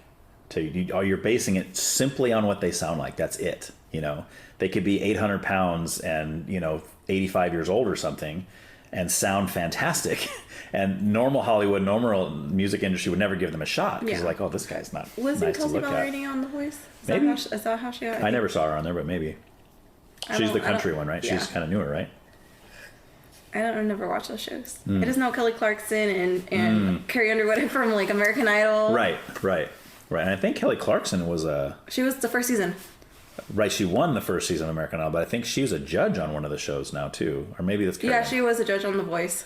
Okay, it was her. Okay, I don't watch them religiously either, but Yeah. I have seen them before, and I kind of like that I just concept. remember watching it as a kid, like American Idol. But that was just like every once in a while. Yeah. So, all right, cool. What other political topics do you feel passionately about? I don't know. Like, I feel like ever since I left college, I don't really keep up with politics. Okay. Just what I see on the news. Right. Well, just like world issues, like what kind of things do you feel are injustices, or you feel like our world needs to change in a certain way? Because Health insurance. Health insurance, okay. We could talk about Yeah. that United situation. Okay, where they killed the guy? Yeah, that was so insane. Right. And now, then, what do you think about all the people? I shouldn't say all the people. I have to be careful with what I say because I say all the people. There's people in the media that are showing, and that's probably a small minority. But there's people who are celebrating that. They're basically saying, oh, yeah, I'm glad they killed that guy. Well, I think it's insane that health insurance company was using AI to deny claims. Oh, everybody agrees on that. Everybody agrees on that. But do we agree that makes it okay to kill the guy that was doing that? See, that's where the disagreements come in. No. Yeah. I don't think it was necessary. Okay. But I just think it's insane that he actually did it. Sure. Well, of course. And this is where RFK comes in. Because you don't see assassinations happen every single day. Right. In this country. Right. Yeah, I know. Especially in the street like that. Right? It wasn't in just broad walking. daylight. Yeah, he was walking down the street. But I guess that guy's claiming he didn't do it. Have you seen this? But I mean, it looks like all the evidence is, unless they're using AI to frame him and show that he did it. That's what scares me. Who knows? Right. Because we don't know. That's why AI scares me to death. Because in theory, somebody could make a video of me killing somebody or robbing a bank or something that I never even did. And then, here's the video evidence. Yep, there's Ryan right there. Yep, there, he put the gun, he shot that guy in the face. It's like, I wasn't even there. What are you talking about? No, I'm in jail for the rest of my life. Or on death row or whatever, So, yeah, see, here she comes. But like even for my own insurance, like I deal with low iron. And my wife too. My doctor prescribed me iron supplements. Paid $30 for it. And how often do you need to buy it? Like how long does it last? It's 90 and I take every other day. So it'll last me a couple months. It's 90 and you take one every other day? Yeah. So that's like 180 days? Right? Yeah. Okay. Yeah. So what do you think we should do to fix that though? Like what would be the change? I don't know because I'm under my parents' and my dad's insurance. So he works for the school district, so their insurance plans are always changing. So it used to be really good and now it sucks. Okay. So I've been seeing a chiropractor since the summer and I had to get x-rays on my arms and my back. Okay. And I turns out, I never knew I had scoliosis. Oh, I have it too. I have it slightly. I have a slight curvature. Yeah. Is yours on the top or the bottom? Top. Mine too. Almost to the neck. So I was like $700. Mm-hmm. I'm still paying. Dang, that's after insurance? After insurance. That's your cut is $700. Mm-hmm. Wow. And then that's gnarly. Last January, I was like talking to my doctor about like my heavy menstrual cycles, and she wanted me to go get an ultrasound. So I went to the hospital, and so they did an ultrasound, $2,000. Wow. After insurance. Yeah. See, that's what's frustrating, right? And I work for the city, so I have decent insurance, but a lot of money from my check goes into it. Yes, Anthem Blue Cross. I have them too. Yeah, and I'm like, I still got to pay all this money? The whole point of me paying you money every month out of my paycheck is so that I don't have to pay all this money when accidents happen or when I need to go to get a physical or I need to get drugs for some reason. Or right? same thing with car insurance, like them always constantly bumping it up. Yes, right. So do you think that's a national problem or do you think that's a California problem? I think both. Okay. Because you can go to other states and it's not like that. So that makes me wonder, like, is that a Newsom thing? Or is that like... You know, our boy Newsom. Are you a big Newsom person? You like him? No? Yes and no. Okay. Some things yes, most things no. Yeah. What do you like about him? His stunning good looks. So I know the women are like, ooh, he's so cute. I don't care. He's running the state. That's what matters. I'm not going to be like, oh yeah, the supermodel's running our state, but you know, she's really good looking, but she. Can we talk about our homeless issues? Like, what do you do about our homeless people? Bingo. He's going to clean it up only when big people come in. Like when the guy from China came over and he cleaned up San Francisco and made it look all nice. Remember that? Yeah. Just to impress Look at our riverbed. Yeah. Oh my gosh. Yeah, it's terrible. Look at all the fires that they've started. Yeah. They used to be, remember they used to be so bad at coffee time? Mm-hmm. Yeah. Oh, there was one time, didn't you say, was that you telling me that? One of them came over and like busted all the windows out or something, or, right? Mm-hmm. Okay, I am remembering that correctly. Or like one time, one came up to the window when Taylor was working and told her to get in the bathroom so he can her. Oh, wow. And she was like, in front, there were literally customers there. Right. She's like, what the? Yeah. And she had we kept the baseball bat in there. She's like... Especially that. It's usually one of you guys working by yourself, and it's all females working there. As far as I saw, I never saw a guy working there, but... Nope. It's always girls. Yeah, that's terrible. Did she call the cops? Yeah, you know. They probably did nothing. Never showed up. Yeah. That's awesome. Love it. That's why you gotta make friends with cops. Yeah. Then they'll show up. Yeah. Hey, are you working? I have homeless people. Can you please kick him out? Right. Sure, I'll be there like in 30 minutes. Yeah. I'm on a call right now. Yeah, my cop friend moved out of state, so. I was like, that's the best I was gonna get because calling on emergency. Nothing. Yeah. Well, that's like at the library, we get the rangers, and they're usually there fairly quickly. But if we need actual police, then it takes them a little longer to get over there. They always ask, like, oh, the guys are fighting? Yeah, there's two guys fighting in the lobby. Do they have weapons? No, it doesn't look like it. At least they haven't pulled any out yet. And they're like, oh, okay. Like, you're going to wait until they pull a gun out? You can't lie and say yes. Yeah, one of them's got a bazooka, and he's pointing at the other one's face right now, you know. And they get over there, and it's like, where's the bazooka? Oh, I just had to get you over here, man. You know, I had to do something. But it's like, you're going to wait till they pull a gun, and then what? You're going to get over here before they shoot each other? You can have a whole hostage situation. Yes, that's what I'm saying. But I understand they're busy, and they have to prioritize, and they have to say, okay, well, over here, this guy does have a gun. They've been short-staffed for, like, the past 2 years. Right. Yeah. BS. Yeah.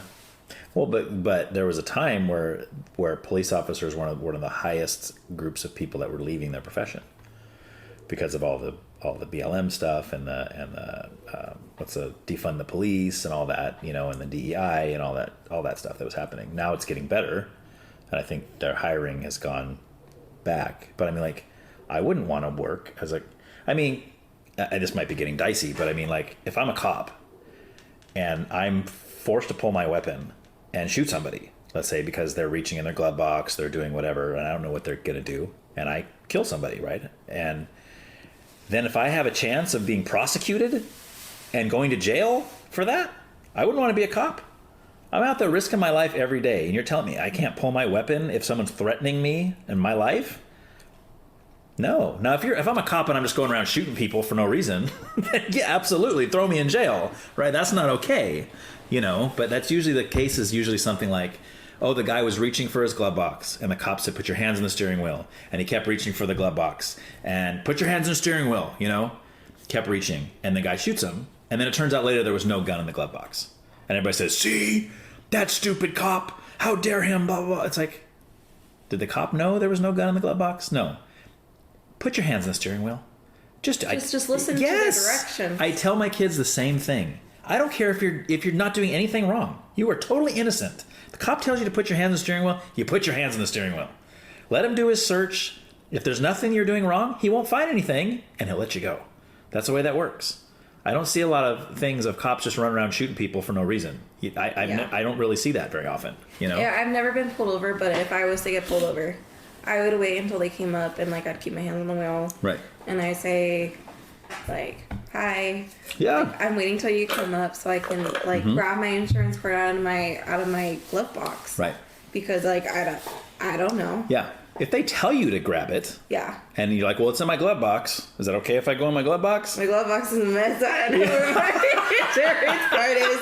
Yeah. But it's in there. Yeah. My insurance card is shaped like a gun. Is that okay? Because I'm going to grab it real quick and yeah. Yeah, it's just got so bad, and I understand why so many people were leaving. They're like, I'm not doing this. I am not potentially dying and leaving my children fatherless if my own system is not going to support me when I have to use my weapon. Yeah. No, I'm not. I wouldn't do it. I wouldn't do it anyway because I'm a sissy. There's no way I could be a cop. I'd be the worst cop in the world. I'd be terrible. I'd be like, can you, sir, can you please stop that? Can you just stop? I'd be so bad. I would not be rough and tough or none of that stuff. If I ever had to shoot somebody, I would probably be messed up for the rest of my life, even if it was a justified shooting. If someone was breaking in my house in the middle of the night trying to hurt my family, and I pulled a gun and I killed him so he wouldn't hurt my family, I would still be messed up. No, I don't have a gun. But don't be telling everybody that because I don't want people to break in my house. I might get All you need is a baseball bat. Yeah, with spikes on it, like Stranger Things. Or nails, I guess, right? They're nails he pounds through the thing. You've seen that show, right? Mm-hmm. Oh, such a great show. So we'll end on this with politics. You mentioned the homeless problem. So, in your opinion, how do we even begin to fix that issue? I don't even know where we could send them to. Right. Well, let's say it's a totally open door. Sky's the limit.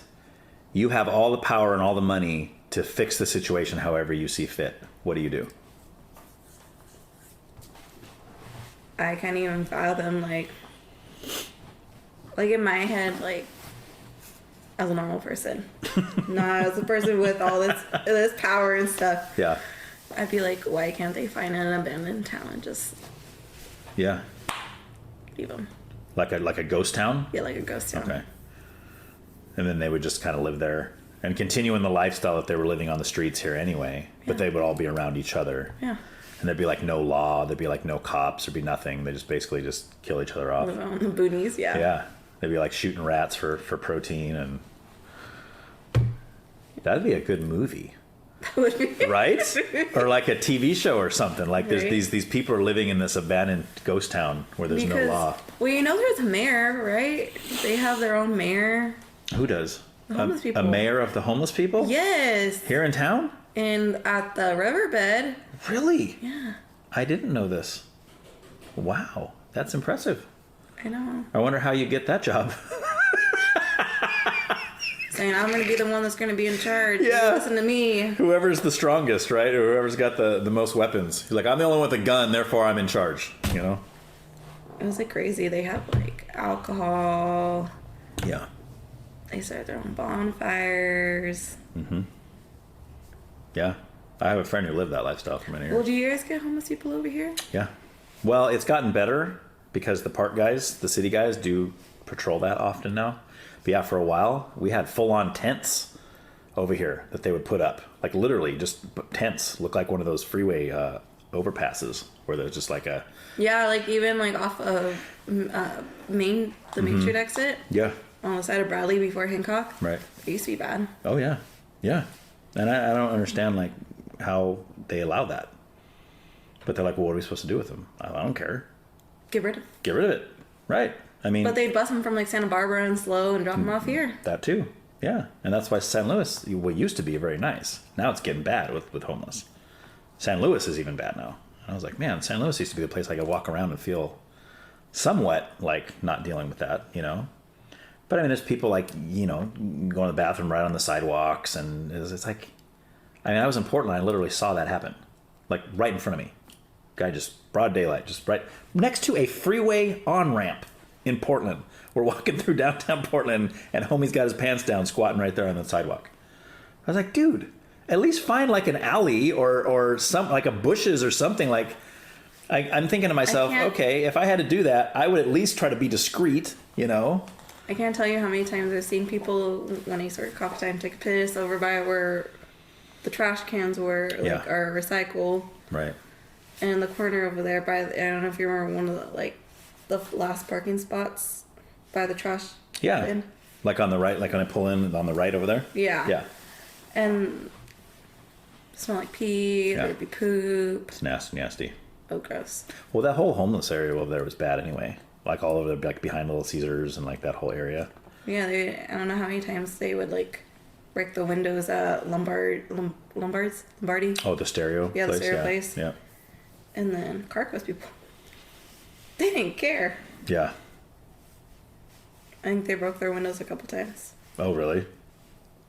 Yeah, see, But it's just... those guys didn't care. Yeah, it's terrible. All right, spiritual stuff. So you mentioned growing up Catholic. Mm-hmm. So right now, where do you stand? Where are you at? Believe in God, not believe in God? Yeah, I believe in God. Okay. Is that as far as you go with it, or do you is there a certain religious system you hold to, or do you still consider yourself Catholic, or? I still consider myself Catholic, but okay. Do I go to church? Sometimes. Okay. Christmas and Easter, that kind of thing? Yeah, I try to go on. Sunday's my day off, and I'm like, I don't want to go to church. I want to sleep. Do your parents go to church? Or to Mass, I guess, if it's Catholic. They used to. We all used to go on Sundays. Okay. But how old were you when that stopped? I just think once we all like got out of high school. Okay, so not that long ago then. But like, you know, I got baptized, did my first communion, did my confirmation. Mm-hmm. So if I ever want to get married in the church, I can. Yeah. Am I? No. But yeah, you probably wouldn't though. Is your boyfriend Catholic? No, he isn't. He is not religious. Okay. And that's because like his mom like jumped around religions. And so now he's all confused. Now she's Jehovah's Witness, but doesn't practice it. I don't know. See, I guess that's what I don't understand, and I guess that's why I would ask you. Like, if you consider yourself to be a Catholic, why wouldn't you go to Mass? I don't practice. Like, I'll practice, like, you know, Lent. Because Lent's usually around the time of my birthday, so I have to give something up. Okay, around your birthday? Yeah. Why? The last time my birthday's in March, so that's usually when Lent season starts. Sure.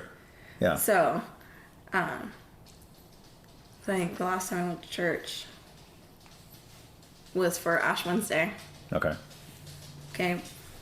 Funerals don't count. I've been to too many funerals this year. Right. That's don't count. That's not necessarily a pleasant church experience. No. Yeah. But if I do go to church, it's usually on Sunday at like 7:00 because it's like the 45-minute mass versus an hour and a half. Is that at night? 7:00 at night? In the morning. In the morning. Oh wow.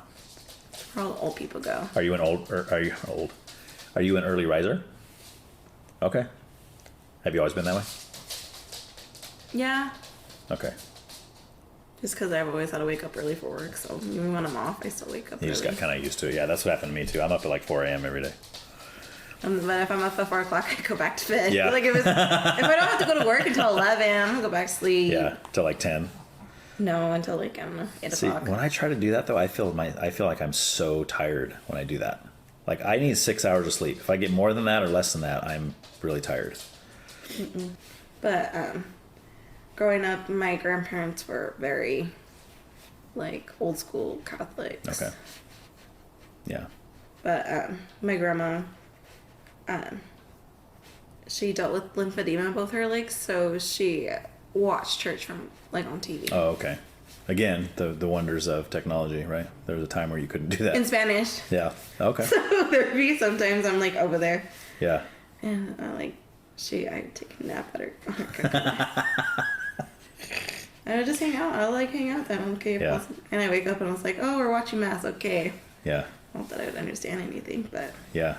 Well, and I hear that. Like I've never been Catholic. I've been to Catholic church a few times, like for weddings and stuff like that. But I don't really.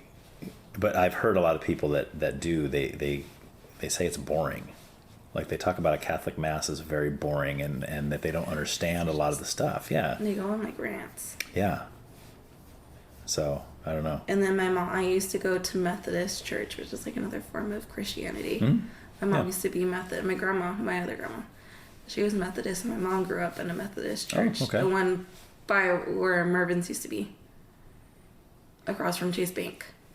Oh, on the corner right there. Yeah, we were just there last weekend for a classical music concert. Some friends of ours took us over there, and they played like Bach and some of that like orchestra stuff. Yeah, I've only been to that church like maybe less than 10 times. I just remember like being a little kid and having to go with my grandma, and then like being like the daycare thing, and it was really creepy because that place is old. It is, yeah. So the Catholic comes from your dad's side, and the Methodist comes from your mom's side. Mm-hmm. But you personally, so you believe there is a God. Do you think that he has a purpose for us as his creation? Or do you think he just kind of made everything and just like sits back and just went away and like whatever's? I think we all have a purpose in life, but I can't say like for sure like what it is. Yeah. Right. But do you think if everyone has a purpose in life, do you think that God gives us that purpose? I think so. Okay. I think you control what you do in your life. And every single choice you make is on you. Mm-hmm. But then you can also ask for like guidance. Right. Well, then there's circumstances that you might be out of your control. Right? If you get into a car accident or something, it's not like that wasn't necessarily a choice you made. Let's say a drunk driver comes driving down the freeway the wrong direction, or whatever. Mm-hmm. That's not your choice. Yeah. That person stepped into your world and changed your life forever. If you're like in a coma or whatever the case is, or a family member dies in that car accident or whatever, So I guess. Well, let me start with this. Why not atheism? Why do you think there is a God?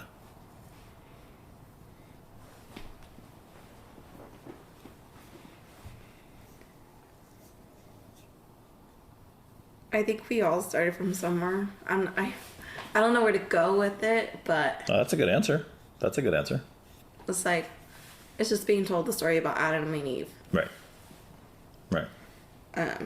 Well, we all started somewhere, because otherwise, what's the option?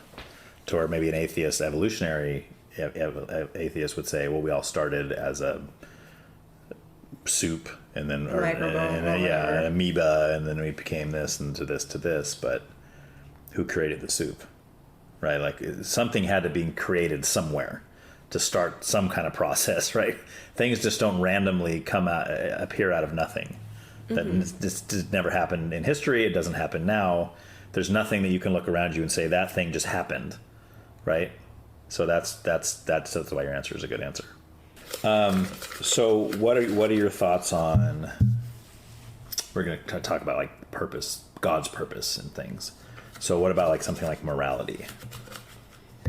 Like, do you think morality is something that's like, is there a higher morality, or do you think morality exists just within people and that we kind of decide what's moral and what's immoral? Or do you think God as a higher power says, no, this is wrong, this is right? There's a higher morality. You think God is the one who decides that?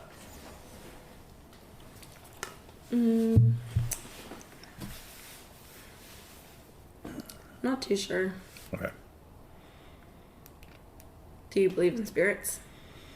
Yes, I do. I mean, we might differ on what we mean by that, but I think... believe in spirits. Okay, but what do you mean by spirits? You mean like the souls of dead people that are roaming the earth, like ghosts? Yes. Okay. But also, like, you know, like getting signs from past loved ones. Okay. Okay. Like, I guess my signs from my grandparents, I was always seeing them in bird form. I don't know why. How would you know it was them? I just get this weird feeling. Oh, okay. It's like an intuition feeling. Okay. It's weird. Yeah.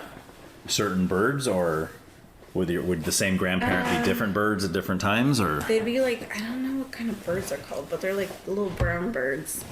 Okay. That are common to this area? Yeah. Okay. And just so, like, when I'm happening to think about them, there's always two of those same birds Okay. flying around. And it always happen all the time at coffee time. Mm-hmm. Or I see them at my house, in my backyard. Also, like, hummingbirds, too. Mm. Nice. So you get the feeling with hummingbirds, too, you mean? Okay. So Not that I'd get hummingbirds all the time, but yeah, Right. I've been getting them more frequently the past Okay. couple years. Okay. I don't... So my personal thought is, like, when you ask me if I believe in spirits, I say yeah, but I think I would call them spirit beings, and I think that there's angelic beings, like angels. I believe in that. Yes. And I also think there's demons. I believe in that. That's like the Demonic. right. Yeah. That's the counter side to that. But I don't believe that people that die, I don't think that their spirit or their soul like roams the earth or becomes another form of anything, or I don't believe in reincarnation or anything like that. I think I think that when a person dies, their soul is in one of two places. I think it's either heaven or hell. I don't think roaming the earth is an option. Mm-hmm. But when people tell me, oh no, I literally saw my dead uncle as a spirit, like in the form of a spirit. Like he came in my bedroom and I'll say, well, how do you know it was him? They'll say, well, he looked like him. I say, yeah, but I mean, that could have been anything. They say, no, but then he started talking to me and he was telling me things that only he knew. Right? Or you see people like the psychics on TV where they tell somebody, oh, and your dead loved one says to tell you this. And the person just immediately just tears, all just ugly crying and the whole thing. And then the talk show host is like, what is happening? What's wrong? Only my uncle knew that. He's the only one I told. And it's all this stuff, right? And it's convincing. It's like, well, how in the world did this spirit know that, right? And of course, assuming that this is a real situation and it's not all set up by the audience members and they're all in on it, assuming that's not happening, I think that could be demonic activity. I think a demon is capable of knowing a person's history, life history, knowing all that, and just talking about it and being able to be that dead family member. Now, what's the purpose behind that? I don't know.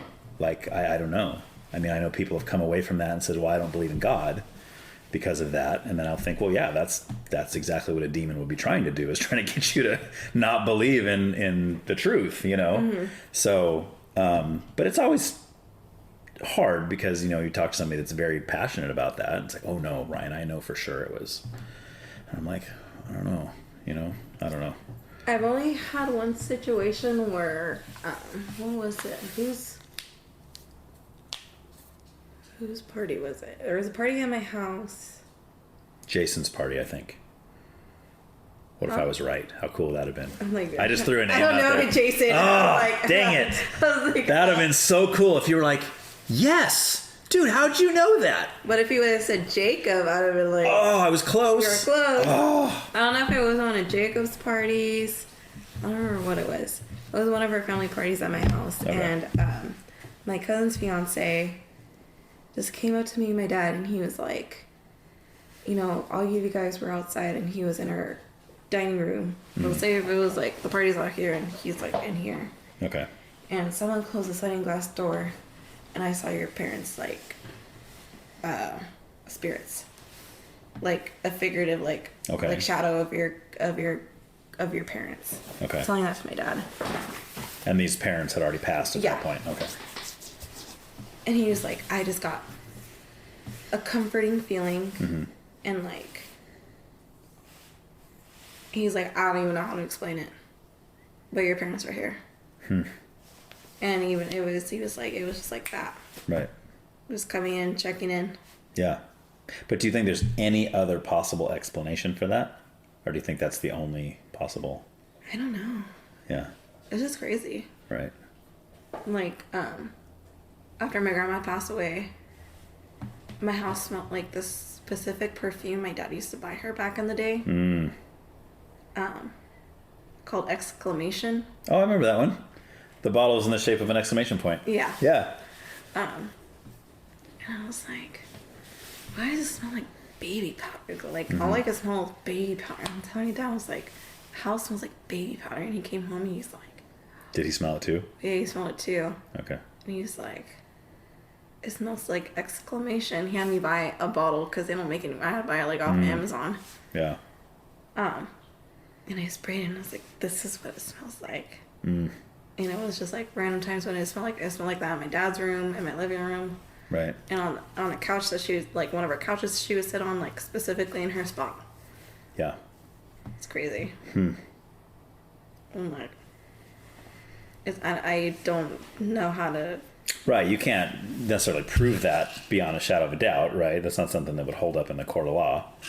But it's convincing, right? It's one of those things where you're like, yeah, but I mean, that's a smell that only my grandmother wore this perfume or whatever.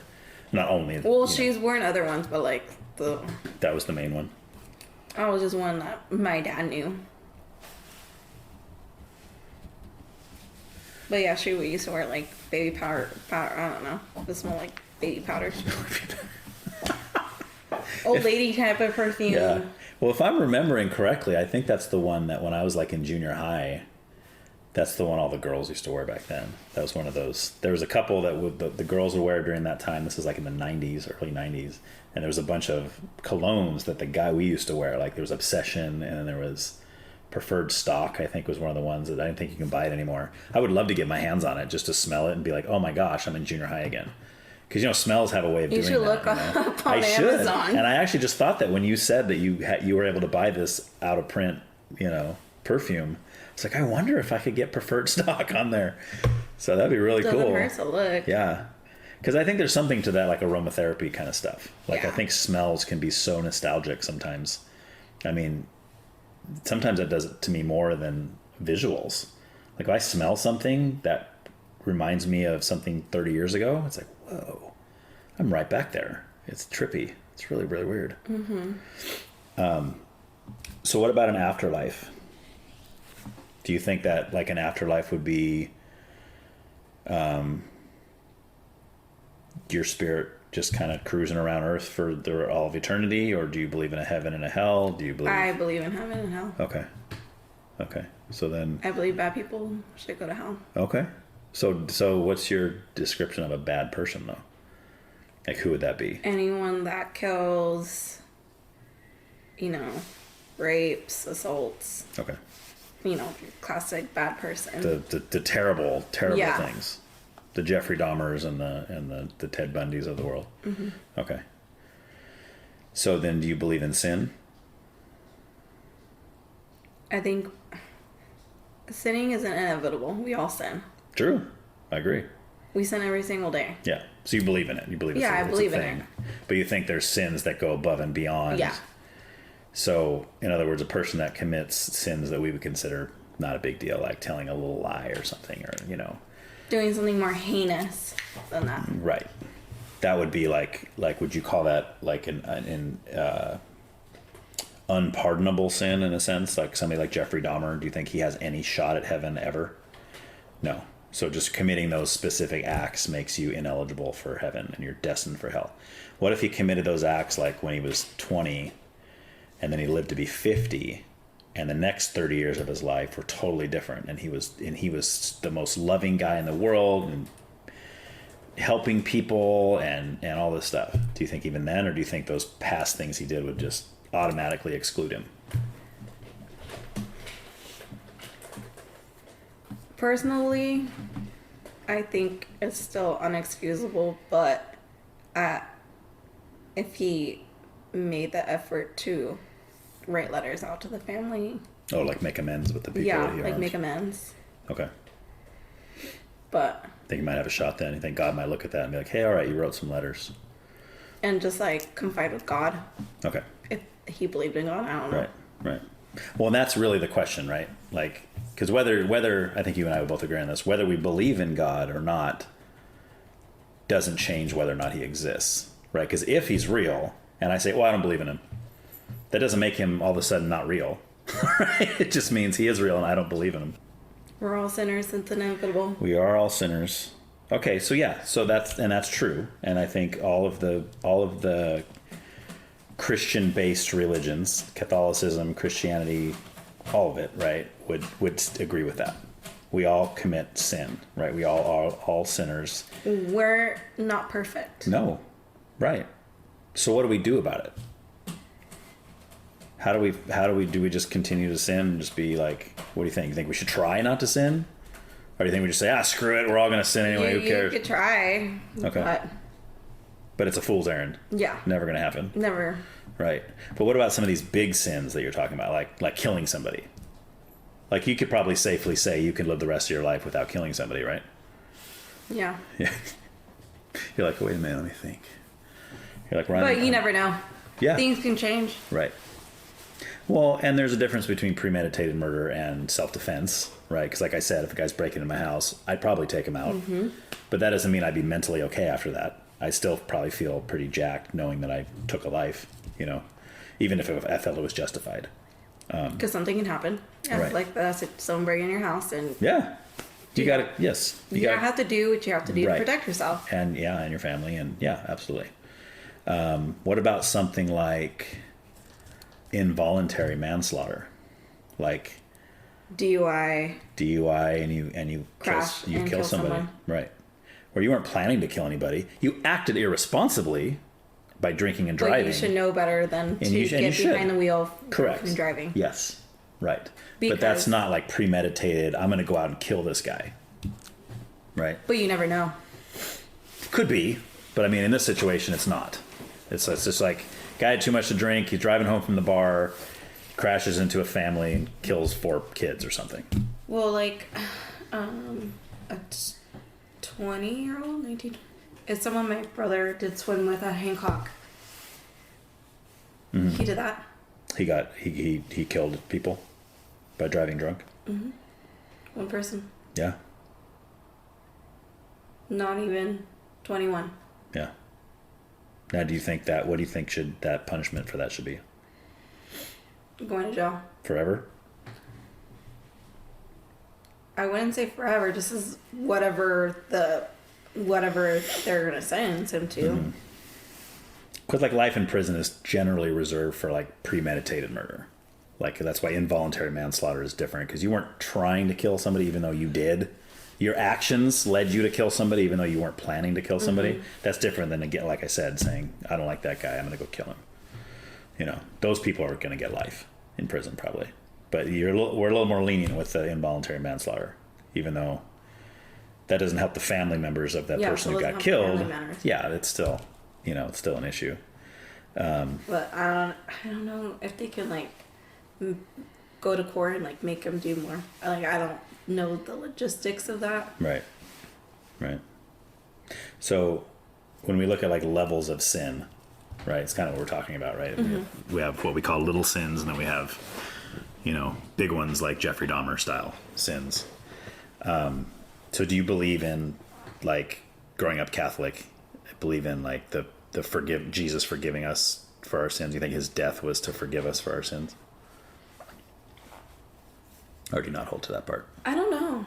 Okay. I mean, I don't even remember the last time I've been to confession. Mm-hmm. It's been a long time. Right. I've never been to confession. Because I'm not Catholic. Yeah, you're not Catholic. But I could still talk about that whole, Jesus being a sacrifice. You could be a killer, and you could go to confession and confess to the priest that you've killed that whatever bad things you've done, and they can't report you. Right. But would that be enough? Do you think God would be forgiving of something like that? Or do you think there's certain sins I don't think so. God would be unforgiving of? Okay. Taking another person's life. Okay. I don't think he would forgive. Voluntarily taking Yeah. someone's life. Okay. Now, if it was a freak accident, Right. that was out of your, like, a total accident, like, I don't know, like freak accidents you see in movies. Right. That can happen in real life. Sure. Well, that wouldn't be murder. Yeah. But you'd feel like that immense guilt, like it was your Right. fault. Right. Did you ever see the movie Rabbit Hole with Nicole Kidman and Aaron Eckhart? No, I've never seen it. Okay. That's a good one. And do you know who Miles Teller is? Mm-hmm. So that's one of my first movies he was ever in. But Nicole Kidman and Aaron Eckhart, yeah, it's really good. They're a married couple, and they had a daughter. And Miles Teller ends up hitting, this is the beginning of the movie, so I'm not giving any spoilers, what the whole movie's about. Their daughter gets killed by this guy who's driving. He's not drunk or anything, but she just runs out in the middle of the street after a ball or something. Was it called Rabbit Hole? Rabbit Hole, yeah. Movie. Yeah. It was taking me to the TV series with Oh. Kiefer Sutherland. Oh, I haven't even heard of that one. No, yeah, it's Nicole I'll have Kidman. to watch it on Tubi. There you go. Yeah. But there's a scene where he's talking to her about the fact that he killed her daughter driving, and he's racked with guilt, and he's like, I think I might have been going like a mile over the speed limit. Right? And he's so gripped with like guilt over it. And it's like, dude, that's anybody's, dude. It's like, it wasn't like you were driving drunk or like anything like that. He's like, and he wasn't even sure he was driving a mile over the speed limit. He might not have been, but there's the fact that he ran over and killed this little girl. It was just destroyed him, So I think about stuff like that, and I think that guilt alone would be a big enough punishment a lot of times. Or like the other week there was an old person on Broadway and over by Michelle's Donuts. I saw that on the cheese page. Walked out straight in front of traffic and got killed. Is that what happened? He just walked out in traffic? Yeah, one of my police buddies came in the next morning and told me about it because he had to deal with it, and he said the person that hit him was like freaking the F out. Yeah, I bet. He was like he just came out of nowhere, just walked into oncoming traffic. That's what I'm saying. You're driving down Broadway, going the speed limit, and somebody on the side, you see them on the side, but you don't think they're going to jump in front of your car, and they jump in front. What are you going to do? You can't slam on the brakes. Too late. It's done. Yeah, that would destroy me. And he was an old man. Yeah. It makes you wonder, like, what he was thinking. Was it a suicide, or was he on something? Was he on too much medication? Yeah. Yeah. Not in his right state of mind. Right. Yeah, who knows? But, yeah, like, I even have kids on my own street. They run in front. Right across the street from me. Yeah. Run in front of my car every single day. And that's why I freak out. I go real slow. Yeah. And my mom always told me when I was younger, when I was learning to drive and stuff, she goes, if you ever see a ball or anything, stop. Because the odds on a little kid chasing after that ball are pretty good. So if you see the ball, or a bike, anything, just you got to be, because those kids that come out from in between parked cars, because they don't care. They have this invincibility complex. I can't get hurt or die. I'm 5. It's like nuts. So kind of back to the Jesus thing. Do you believe Jesus existed as a person? I think so. Okay. And what are your thoughts on Jesus? What do you think was his goal or his purpose? Or I think his goal was to be a good person and live life however it was supposed to, and then got taken away too early. Okay. So you don't think he came for the purpose of dying? I'm not too sure. Okay. I don't know. I don't know what to think. Like, what if he didn't die? Oh, okay. How like things would have been. Okay. Right. Either way, we'll never know. It would have been way different. Yeah. There would have never been a Catholic religion. There would have never been a Christian religion. None of that would have happened if he didn't actually die. Because that's kind of the core tenet of both of those belief systems, right? Yeah. Because again, he died for the sins of humanity, meaning, like you said, and we agree, that we're all sinful, right? Which means we have a problem. Because, it says, well, I guess that's my next question. What are your thoughts on Scripture? What do you think about the Bible? To be honest with you, Yes, please, be honest with me. I've never read the Bible. I've read bits and pieces. Okay. I've never, growing up being Catholic, Okay. my parents never made me read the Yeah. Bible. I know people who have, Sure. but Yeah. Is that because you don't see it as important, or is it kind of like on your bucket list to do someday, or? probably, my Bible that I got is like, can't even, it's so tiny. Oh, yeah? The words are really small, you mean? Yeah. So the font's so small. You need a magnifying glass to look at it? But my parents have a really nice, they have a Bible. Okay. That they got, I think, when they got married, or it's Which is interesting, because if your mom's Methodist and your dad's Catholic, that's two different she Bibles. turned. Oh, it's a Catholic? Yeah, she turned. Oh, so she's Catholic now Yeah, also. she's Catholic now. Okay. So they got married at St. Mary's. St. Louis de Montfort. Okay. Yeah. I've been to weddings over there. That's the one church I've been to weddings at. That's what I was telling you. So she had to do all this stuff Yeah. to be able to get married in the church. Right. Big ordeal. Yeah. But I think it's expensive to get married at the church now. That's why you're like, when I get married, it's not happening. I want a backyard wedding. Yeah. I just need to find someone that has a decent sized backyard to hold 100 people. Oh, there you go. 100, huh? You got that many friends and family?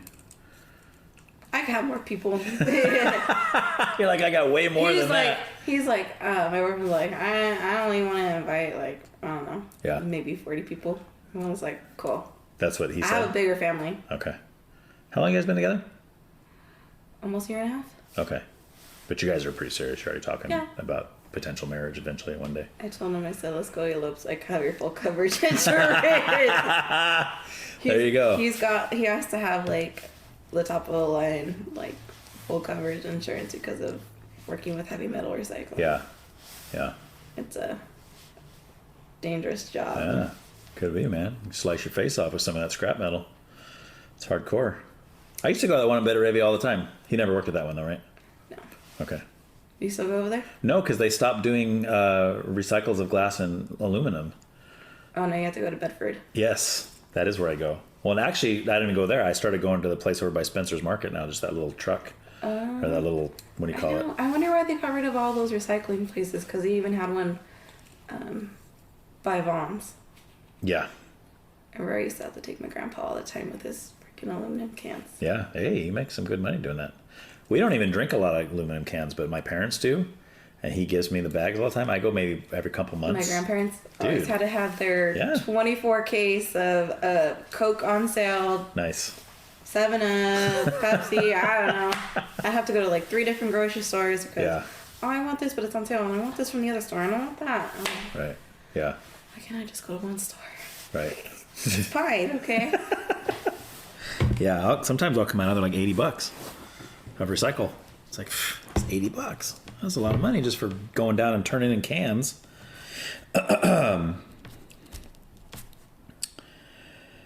So, kind of back to, I'm going to bring this all together, I promise. you're fine. I'm kind of like pulling all over the place here. Going back to the idea of heaven and hell. So, you see hell is reserved for like the Jeffrey Dahmers of the world, you know, the rapists, the child molesters, the murderers. And heaven is reserved for everyone who's not those people, right? So, like, where's the line for you? Is it just with murder and rape? No, I feel like people who like do other like crimes, like dealing like the things that Trump has done. Like what?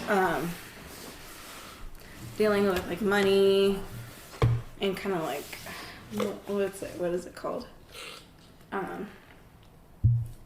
Like tax evasion, tax fraud, that kind of stuff? Yeah. Embezzlement? Embezzlement. Okay. So stealing money. Yeah, stealing money. You think that would send people to hell? If it's in that grand of a scale of money, like you don't mean like stealing $5 from somebody. That wouldn't mean jail time. I mean, that would mean, hell time. No. Okay. But like the lady who owned Cups and Crumbs. Yeah. Stealing that money from elderly people. Right. Like, that isn't okay. Right. That isn't something you should do. Okay. Because what are these old people going to do now? You take all their money and Right. now what? Yeah. How are they going to live? Yeah, no, I'm agreeing with you on that for sure. I think that's not a good thing to do. Not nice. But is it the financial the amount that makes it like hell versus not hell?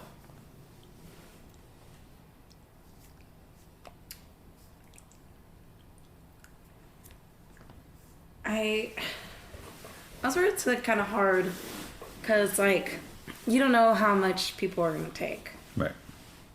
So I guess I'd say I'm split, or wouldn't have a definite answer. Right. But do you think God does? Do you think God has is that the way God views it? Like, he's like, all right, you're almost to hell because you've stolen $1,999. Or you're stuck in the middle between heaven and right. hell. Like a purgatory kind of thing. Okay. So But if you only stole $10, you're heaven all the way. and you Right. A little amount, you're in heaven. Good to go. Okay. Interesting. it's I don't know, it's tricky. I don't Yeah. know. I guess it's just what you've been raised to believe. Sure. Well, this is where I get into scripture, and that's why I was asking you what you believe about it.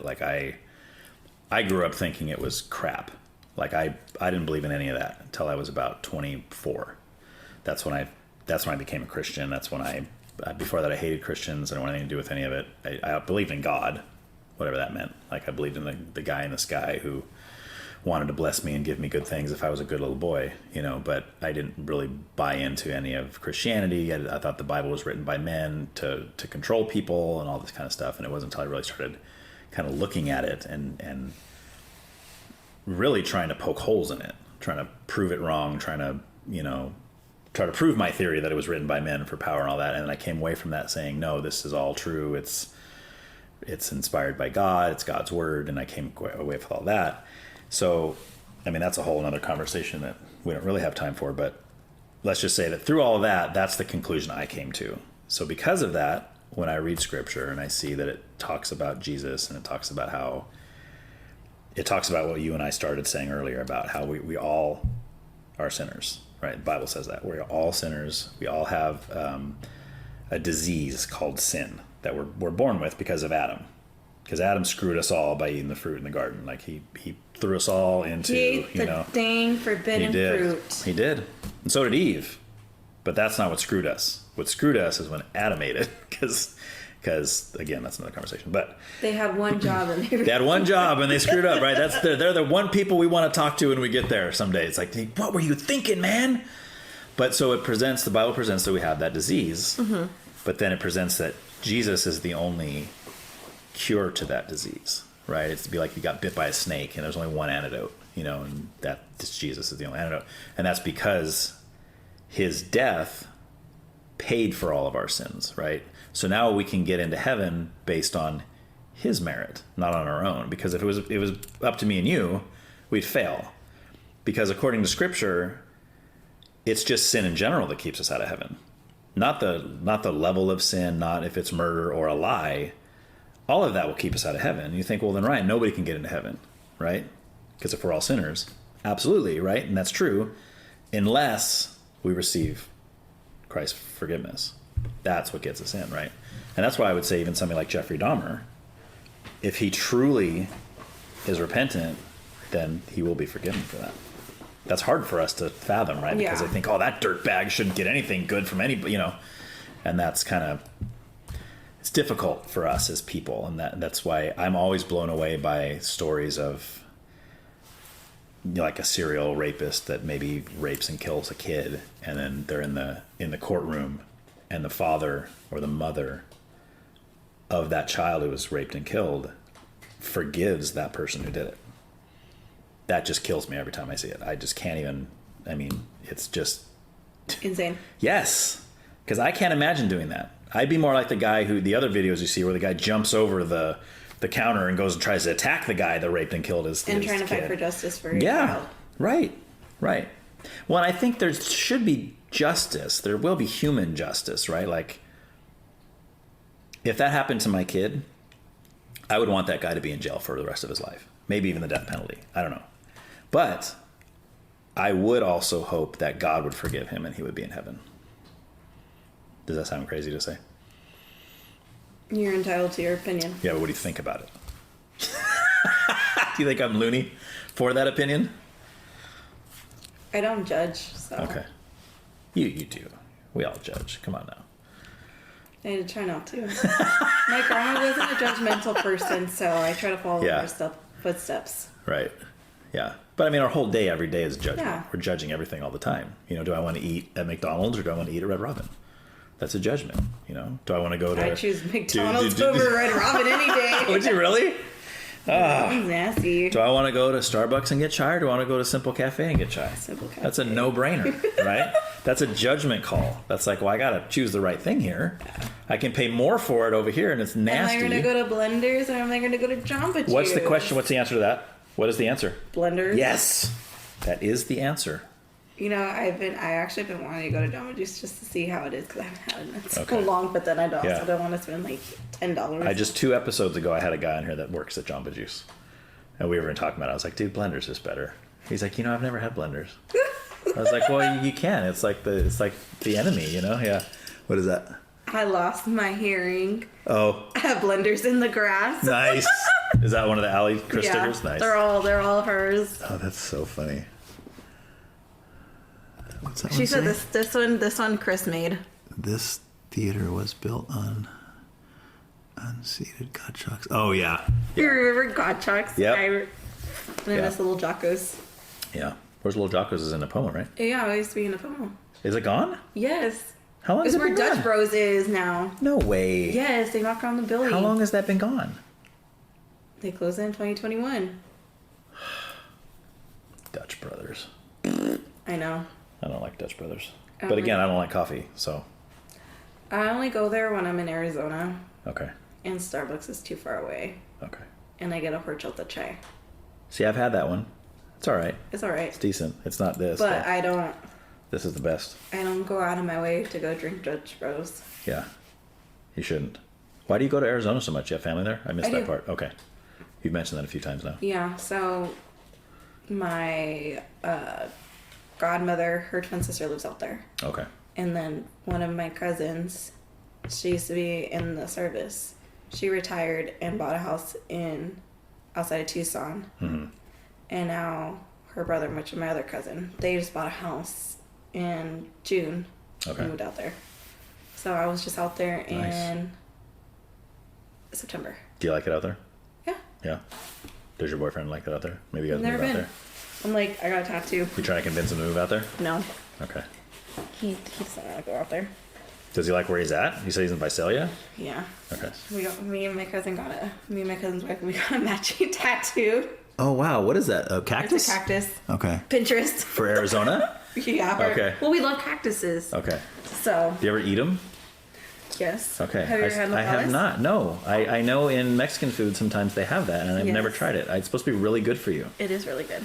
Okay. Have I had it lately? Does it taste good, though? Yeah. Because usually things that are really good for you taste terrible. No, it's actually pretty good. Okay. If you add a little bit of salt.